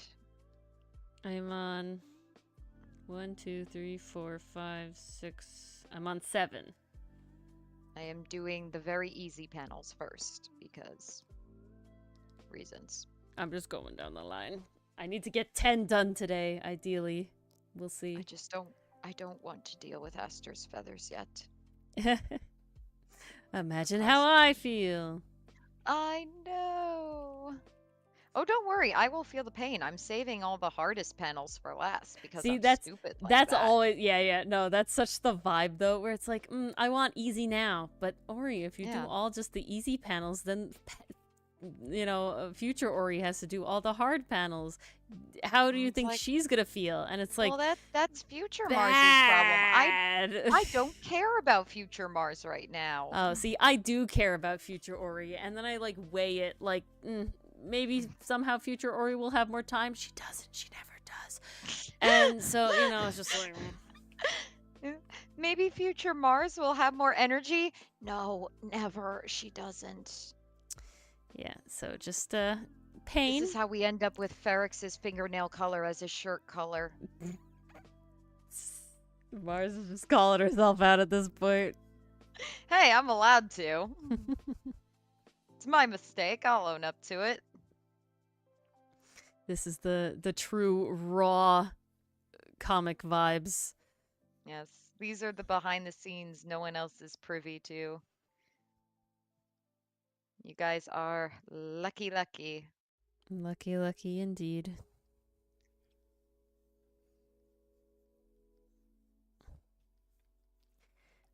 Yeah, every month that goes by, I'm like, Colin, please email me. Please email me. I want to do it. Please. Please email me. Because it's like, I want to try the close one to me so that I can get the experience. And then, if I love it, branch out. Exactly. And then you could go to bigger cons. Yeah. With even more people. Yeah. Potentially you guys, if you go to those cons, that would be insane. It would be. But that would be so cool. You'd get to see the faces behind the voice. But we'd always be in cosplay, so you'd never really know. You overestimate how different I look when I wear cosplay. I haven't learned how to contour my face to look like a dude yet. I don't wear makeup. Hey, but we're not gonna be dudes. It's Frieren and Fern, so it'll be That okay. is true. God, It'll I'm be so okay. excited. I It'll need just to be figure out Frieren and how to Fern make a with glasses, staff. though. Yeah, that's a big thing. Shout Hotson and both gonna look.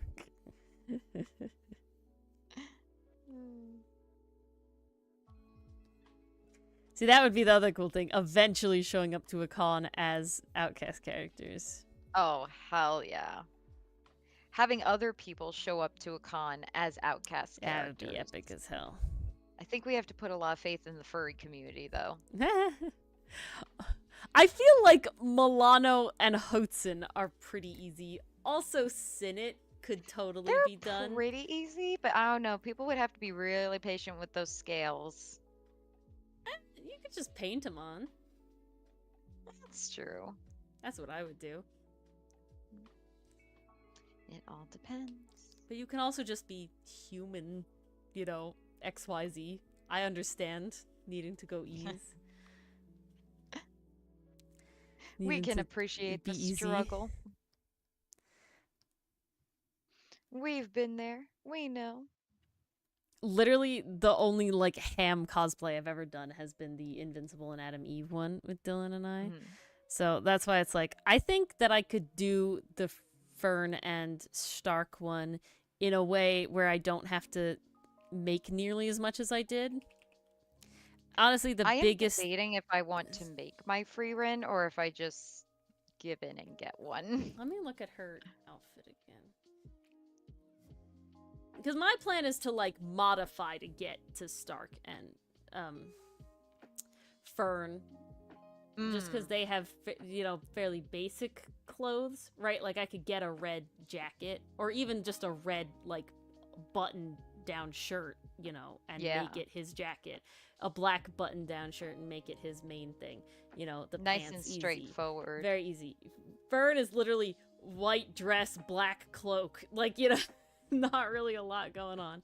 It's the props, right? Frieren definitely has the wildest sort of outfit to go on, but I still think you could make it work. I feel like I can make it. It's just, do I have the time? Well, I mean by like editing into it. Black and white striped turtleneck, you could totally get that. Oh, that's easy. That I'm not concerned about. And then you could totally get a white skirt and hem it with the thing. It's just the, like, half cloak. It's like the cloaky looking thing. Yeah. Yeah. And the sleeves that go with that. One. That's the big thing. Oh, yeah, that too. Yeah. But then leggings and boots is easy, so. Yep. Oh, yeah. I got the boots. Now I have to see Himmel. I'm just curious about how his thing is. Himmel is classic knight. Time to take down Dahlia. We are talking about cosplay right now. Yeah, his would be harder to do. Stark's is just like, I could totally modify a shirt. And, Stark's is just like, here's a shirt, here's some pants, and maybe a cool coat. Yeah, again, coat can be made out of red button-down shirt. Shirt can be made out of black button-down shirt. Again, it's just the thing that's gonna be it. Bringing it all together. I have heard of Valheim. I'm mostly just I've heard of that one too. Not full of time. Heard of Valheim, just not full of time. Yep. That's my new what saying. A vibe. Not full of time. I'm like catching up right now. Yes. This week's particularly busy because of the Ace Attorney ending. Yes. That puts extra on my plate that I don't normally have. So much to prepare. Yeah. Poor Ori. Thankfully Smasher Pass is not particularly tough to do, and neither is, I don't think the other thing is going to be. Most of it is the overlay and you're in my new outfits, but...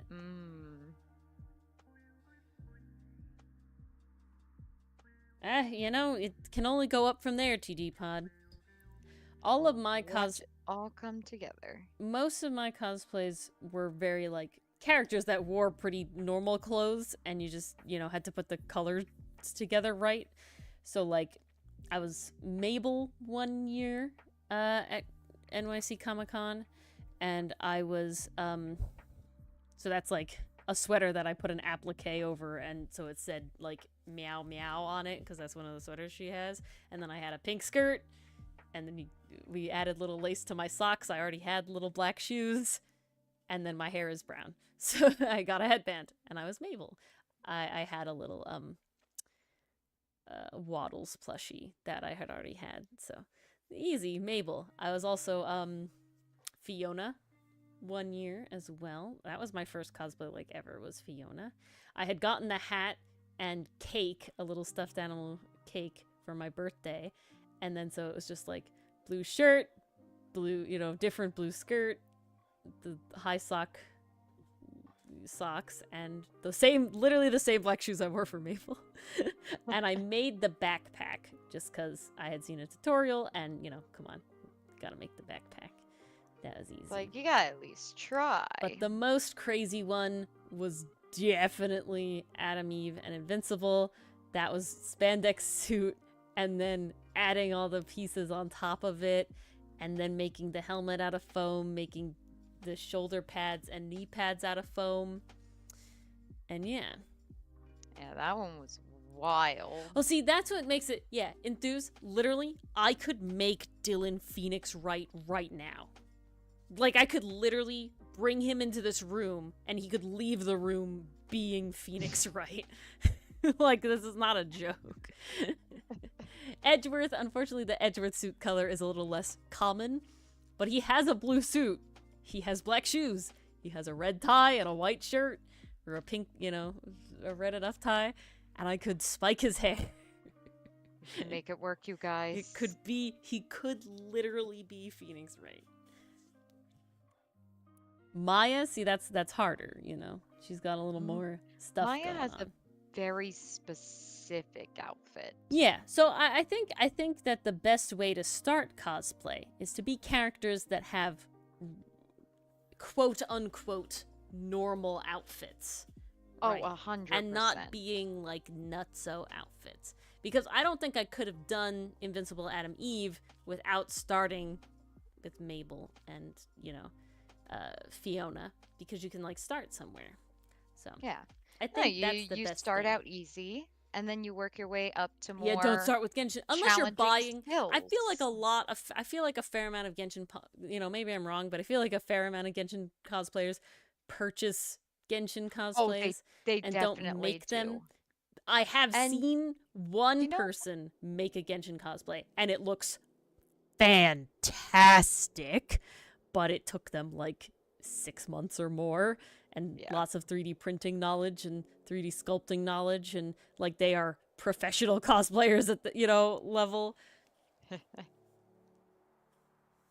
I mean, you gotta be for that kind of thing. Yeah, so it's like, but otherwise, I feel like the vast majority of Genshin cosplayers, buy it. But and there's totally no shame in doing that. Not at all. I honestly would say that it is a toxic trait of mine to not want to do that because I feel like I could do it better. And honestly, if you do have the time and the money, you probably can. Unless you're getting like a really professional cosplay, which then just costs a lot of money too. So, honestly, the big thing I need to be better. I want to get pros and cons. The thing I want to get better at is like wig styling. Because I feel like that elevates it a lot.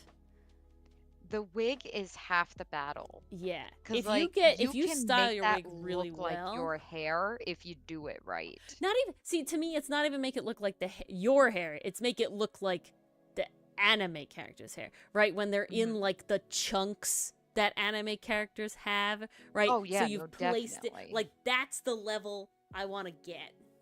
That would be cool. Because then you look really good. The wig does a lot. It involves a ton of hairspray. I think sometimes they also use glue. Yeah. Or something else. They definitely use something else as well. Glue, hair gel, hairspray. all of it. Yeah. Noob cosplay confirmed. What? Ooh. That's exciting. Ooh, see, that sounds like it'd be good, TD. That was 7. Okay, we'll do these leggies, and then I'm done with my shading. This barracks is complete. Woo! 5 panels tonight, you guys. I'm so proud. You're doing it, Mars. You're doing it. I gotta get through 10. And I'm nearly there, because these are easy ones. Still got color 1, 2, 3, 4, 5, 6, 7, 8, 9, 10, 11, 12, 13, 14, 15, 16, 17, 18, 19, 20, 21 panels left on my end. Just a few. Yeah, you know, it's not bad. It's coming along. But I'm excited to do a cosplay with Mars, because Dylan, you know, that couple's cosplay we did as Adam, Eve, and Invincible was the first, like, cosplay I did with somebody specifically. I've gone to cons with people every time, but we never, like, tried to coordinate, like, a group cosplay. Honestly, because it's very hard to do. To do a group cosplay for Yeah, so long. and Mars, like, put in the effort to make these really nice, like, Wirt pictures of her Wirt cosplay for Halloween. And so I'm like, you know what? We gotta do it. We gotta have it. I don't think so, no. I didn't enthuse. I'm very lazy on Instagram. Total, you know, hand to God. I'm so lazy. Ori, question. Wow. Yeah. When you go into Instagram and it comes for you. Okay. What is your question? I'm not ready. I'm so sorry, but I copied a panel. Now, you taught me a method for finding where the hell it is in the strip, like locating it before I drag it down into the box I need. How do I do that again? Control T. Control T, that's right. How the fuck did it end up over there? Okay. You never cosplayed, but you took a pizza box and made a low budget Optimus Prime? Oh, I would see that. That's amazing. I love it.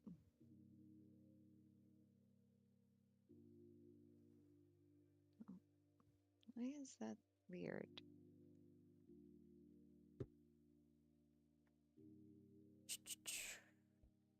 Because maybe I didn't actually copy it as one for one as you think. Oh, no, you definitely did. There's just some strangeness. Apply transformation? Yes. Why wouldn't I?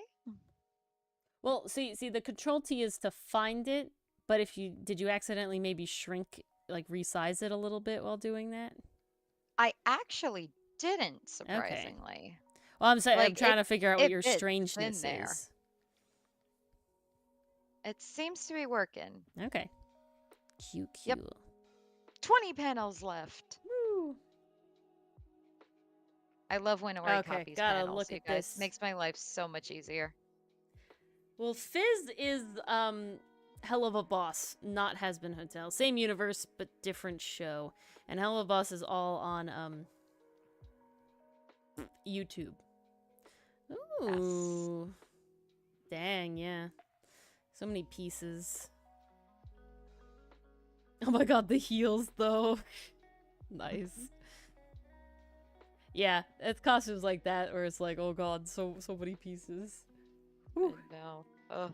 100% homemade. They're Amazing. intimidating, but they're so worth it when you figure Yeah, them out. see, and that's the other reason. See, that exactly what just happened there with you, Enthuse, about this person is the other reason where I'm like, Ori's gotta make it herself. Ori's gotta make it. Maybe not from scratch, but like herself, you know? Buying a cosplay is not nearly as cool. Getting to tell people. Because I was, see, this is a pride. I was the only Invincible cosplay made by hand. It was on the base of a, of a bodysuit, but everybody else's was just like a bodysuit. Mine had texture, had depth, as she deserved, Enthuse. As she deserved. That's so many pieces. As she deserved, yes. But so yeah, it's another See, thing to then be like, I that's made why I it was super myself. proud of my work cape, because it was like it did carry the essence of Wirt, but I was also able to like make it my own with the different buttons and the different shape, and it just, oh, it really came together. And I did not think it would, so that was impressive, in my opinion. The difference is I got a solid color bodysuit, and then I cut out all of the pieces for the colors, and then I made for Dylan's the foam helmet, so it had a better shape to it. It had more of like a shape, and then like shoulder pads and knee pads, so they gave him more of like the cartoon character look, versus the other people who bought their cosplay, it was just the printed thing on the bodysuit, right? So it was all flat, and if you stretched it weird because you're not like the perfect normal body shape that the suit is made for, it would look a little off. Versus I literally put Dylan in the base black bodysuit and pinned he was very horrified, and pinned the patches onto the bodysuit while he was wearing it, so that when it was stretched to his dimensions, it would look correct. And, and I didn't stick him once. Though he was very frightful.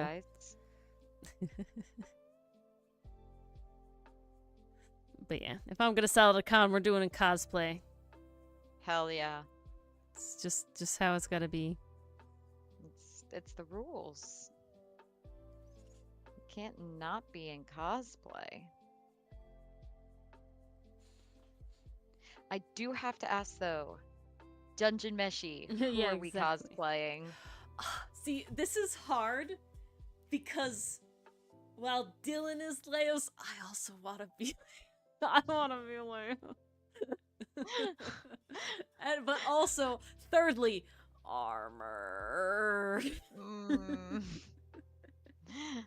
like pain. It's like, no. Who would you be, Mars? I think you would make a fun Chilchek, but I feel like you'd want to be Marcel. I think I want to be Marcel, but I also think Chilchek would be really fun. And also, like, I could just get his stuff from the thrift store. Yeah. In this case, wig, Mars is the Hotsun cosplayer, and I'm the Milano cosplayer. I got the hair for it. It's poofy like his, and roughly the same length, if I'm being honest right now. That's very true. But yeah, because then like if Dylan's Leos, like I feel like either Hotsun or Fallon, but like you could be Fallon. But like, no offense to Fallon, but I don't want to be. I want to be my boy. This is where the pain comes in. I will say, this is where the most pain comes in. In Frieren, I am, like, happy to be an actual female character. That, like, I like her. She's good. Got vibes, I'm here for it. I'm very happy with this setup that we have. I knew Mars would want to be Frieren. I know Dylan doesn't really have a preference, but he's not a big, like, cross, gender swapping, with characters and stuff. Like, he wouldn't want to be, like, the male version of a female character. That's just not his vibe. But 90% of the time, Ori is like, I want to be the dude, though, because that's my favorite character. Or it's like, no. But I want to be... I gotta be honest. It's so good. Frieren and Violet Evergarden. Those are the two female characters I have wanted to cosplay. And that's it. Every other person I've wanted to cosplay is a dude. I want to be Vash. I want to be Edward Elric. I dressed up as Lich for my very first ever con. I still want to attempt a Hyde cosplay, given enough time. Who Same legs? No, else? I Who mean right else? now I need to get I would be my Prompto. cut. I would totally dress as Prompto. Yeah, what That is would it be like? fun. Natsu, Leos. I'd be Link from, Legend of Zelda. Oh, I was Wirt, love Wirt. okay. I would be Zelda with dragon bits because that's just fun. Who else is there? No, I just have to think through anime. Think Obviously, of I it. want to be Leos. Obviously, I want to be Leos. God, I would be I'm gonna blank. Not Ray. Kazuki from Buddy Daddies. Oh yeah, Kazuki. I would be Kazuki. Really, real hard. Um, You know what I had to do in my mind? I had to imagine the line Kazuki Papa, and I'm like, yeah, oh yep, yeah. that's I his was like, name. that is his name, right? Yeah, yeah, yeah. Oh, let's look at it. GD. I would totally be Phoenix Wright. Hardcore, like easy peasy. I feel like I could be Maya, but I would want to be Mia. Ooh, that looks fun, TD. I'm just trying to Ooh. think through like the animes we've watched. Fuck would I be Sherlock, hands down. Oh, sign me up for fucking Moriarty then. Please. Let me. Give me my little blonde Just give bitches. it to I'll me. take 20 more of them. I mean, clearly I already got Edward Vash. Give me Moriarty too. Marcel. Sherlock Holmes 2, Violet. baby. 100% though. Uh, Yeah. I would totally play Reagan. I would totally cosplay Reagan. Oh, hands Easy. down. Easy. I don't know if there's anyone from Mob Psycho I would want to cosplay though. I love Reagan so much. I would Oh, totally. he's phenomenal. But the Ooh, problem is, what about Dylan would also make a great Reagan. what about someone from Jujutsu Kaisen? See, that one's really, really What you think? hard. Hmm. I find that one very difficult. I feel like I might do Nobara. Potentially. See, that one's tough because I'm definitely not at the level of like. I love Yuji, but I don't think I'm like need to cosplay. And I also I love Nanami, but same thing, It's not as much the vibe. Hmm. I wouldn't say no to being Gojo, but I'm still not like need it. You know what I'm saying? I see. You have Consume your Oscar. people you need to be. Yeah. And then you got your people who are like, I could do Like if someone wanted to me. be a group cosplay, like there's probably one I could, I would do. Yeah, right? like you could But find it wouldn't one. be like a this is my idea, It's like I'm dying to do this person. Yeah. Literally, there are two cosplayers that I follow that I don't know what their actual gender identity is, but they're definitely, female at birth, right? That do amazing anime man makeup, and I'm just like, I think I know the one you're talking about. envy. That's all I want. Yeah, I saw that one of them was Iris in the picture where all of them were crying over Mia's death. That I was like, oh my god, wait, is that Iris? It is Iris. That was nuts. That was hysterical. Oh my gosh. But yeah, so that's like hard. I want to be able to wear makeup solely for that, but I just can't. It's not a skill that I can bring myself to practice to get there. Right? Does that make sense? I can understand because that. it's also like a tactile thing too, of like dislike the feeling of makeup. And you gotta wear it for a long time when you're at a con. Yeah. So, sometimes you gotta consider comfort. That's the problem. Suffer for your art.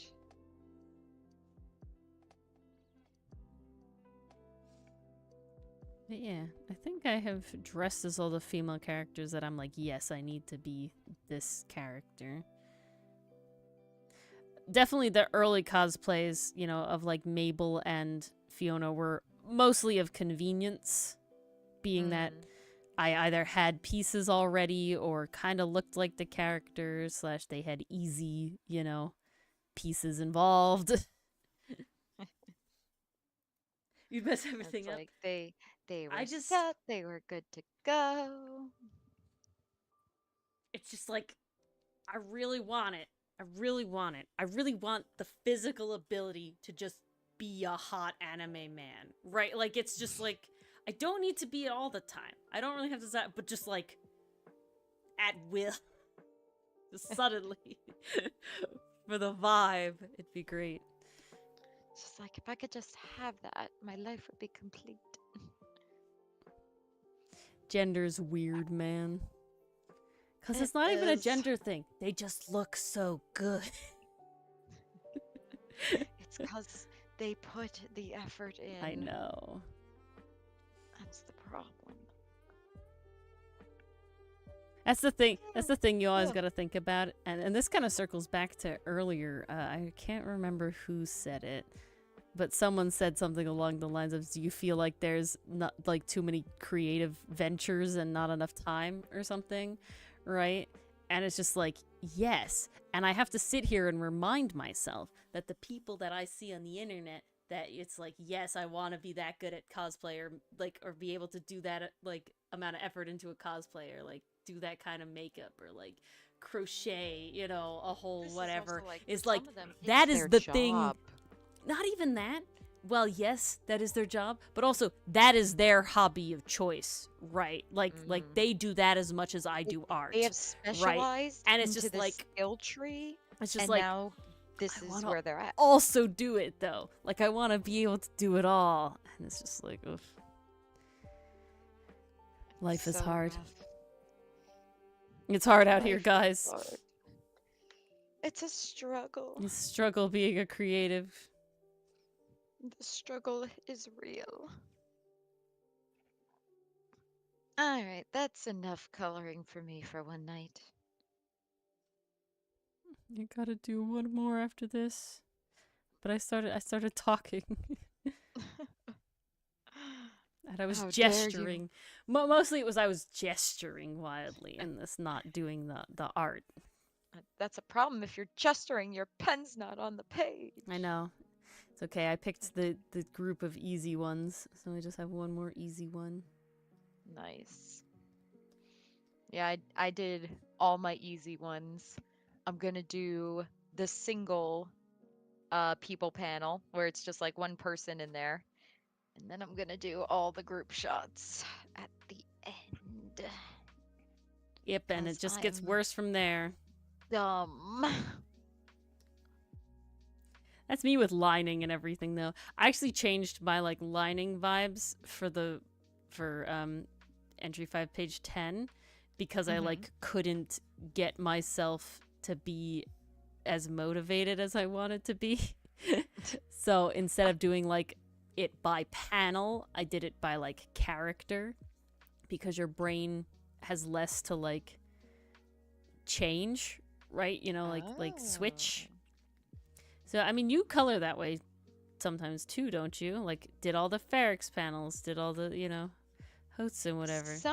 Sometimes. So I definitely started that way because I found it easier for me to not have to constantly switch the palette and That's what I'm also saying, yeah. constantly change, like, okay, this color belongs Your there, brain, this color yeah. belongs on the arms, this on the ears. So it made it easier in some ways, but then, you know, with time, I got better at remembering where the colors go, and I didn't need to do that as often. So I was able to be like, oh, this Cinna panel's just the hands, I'll do that. Oh, this is just Ferrix's feet, I'll do that. And that way I knock out 9 panels in a single night instead of 2. Mm-hmm. It makes it's a the difference, good and it combo also moves, yeah. it it feels good in my brain because I Oh see yeah. more getting done. Ooh, I When I feel do that. the easy ones, I'm seeing more getting done because I'm getting through them faster. I'm doing more, and my brain is like, "You're doing it good. You're making progress. Look how many panels are colored when you zoom out. That's Mm-hmm. almost half the entry complete. You're so close." And I'm just able to trick my brain No into vibe. thinking it's done. And it Total works vibe. because that's the motivation I need. I got to trick my brain into thinking something is complete in order to keep going with it. Total vibe.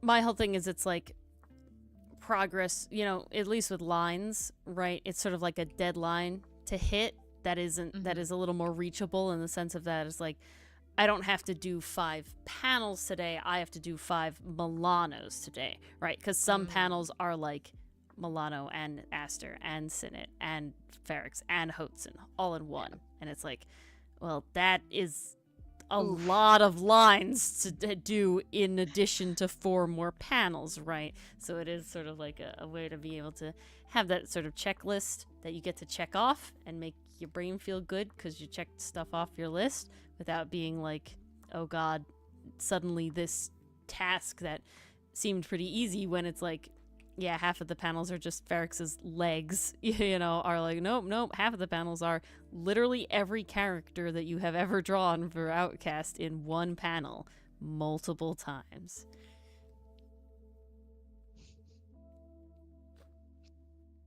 That makes it rough. The mood. It does make it rough. You don't think about it that way, right? Because you think about comics, and this also happens with like webtoon originals. I've heard is that it's an expected amount of panels in your upload because of course they're not pages. Comics used to be measured in pages because comics had pages, but now with Infinite Scroll you don't have pages, so they're measured in panels. Okay, and now a panel is a little more difficult, is definitely less standard than a page. A page is a certain size. You can only fit so many panels on it. And yes, of course, some pages can be one big panel, or you could have even maybe like 9 or 10 panels in it. But it usually evens out the amount of work because if you're drawing one big panel, you're putting a lot of effort into that specific panel. And that's one page, so it evens out. Versus when they're like 9 little panels, you're putting less effort into each one just because they're probably a lot more just hands or eyes or, whatever going on. And they're smaller in the first place. So it sort of evens out the amount of effort you put on one page to be roughly the same. Very similar. However, when you get to panels in a web comic that's Infinite Scroll format, it doesn't work that way.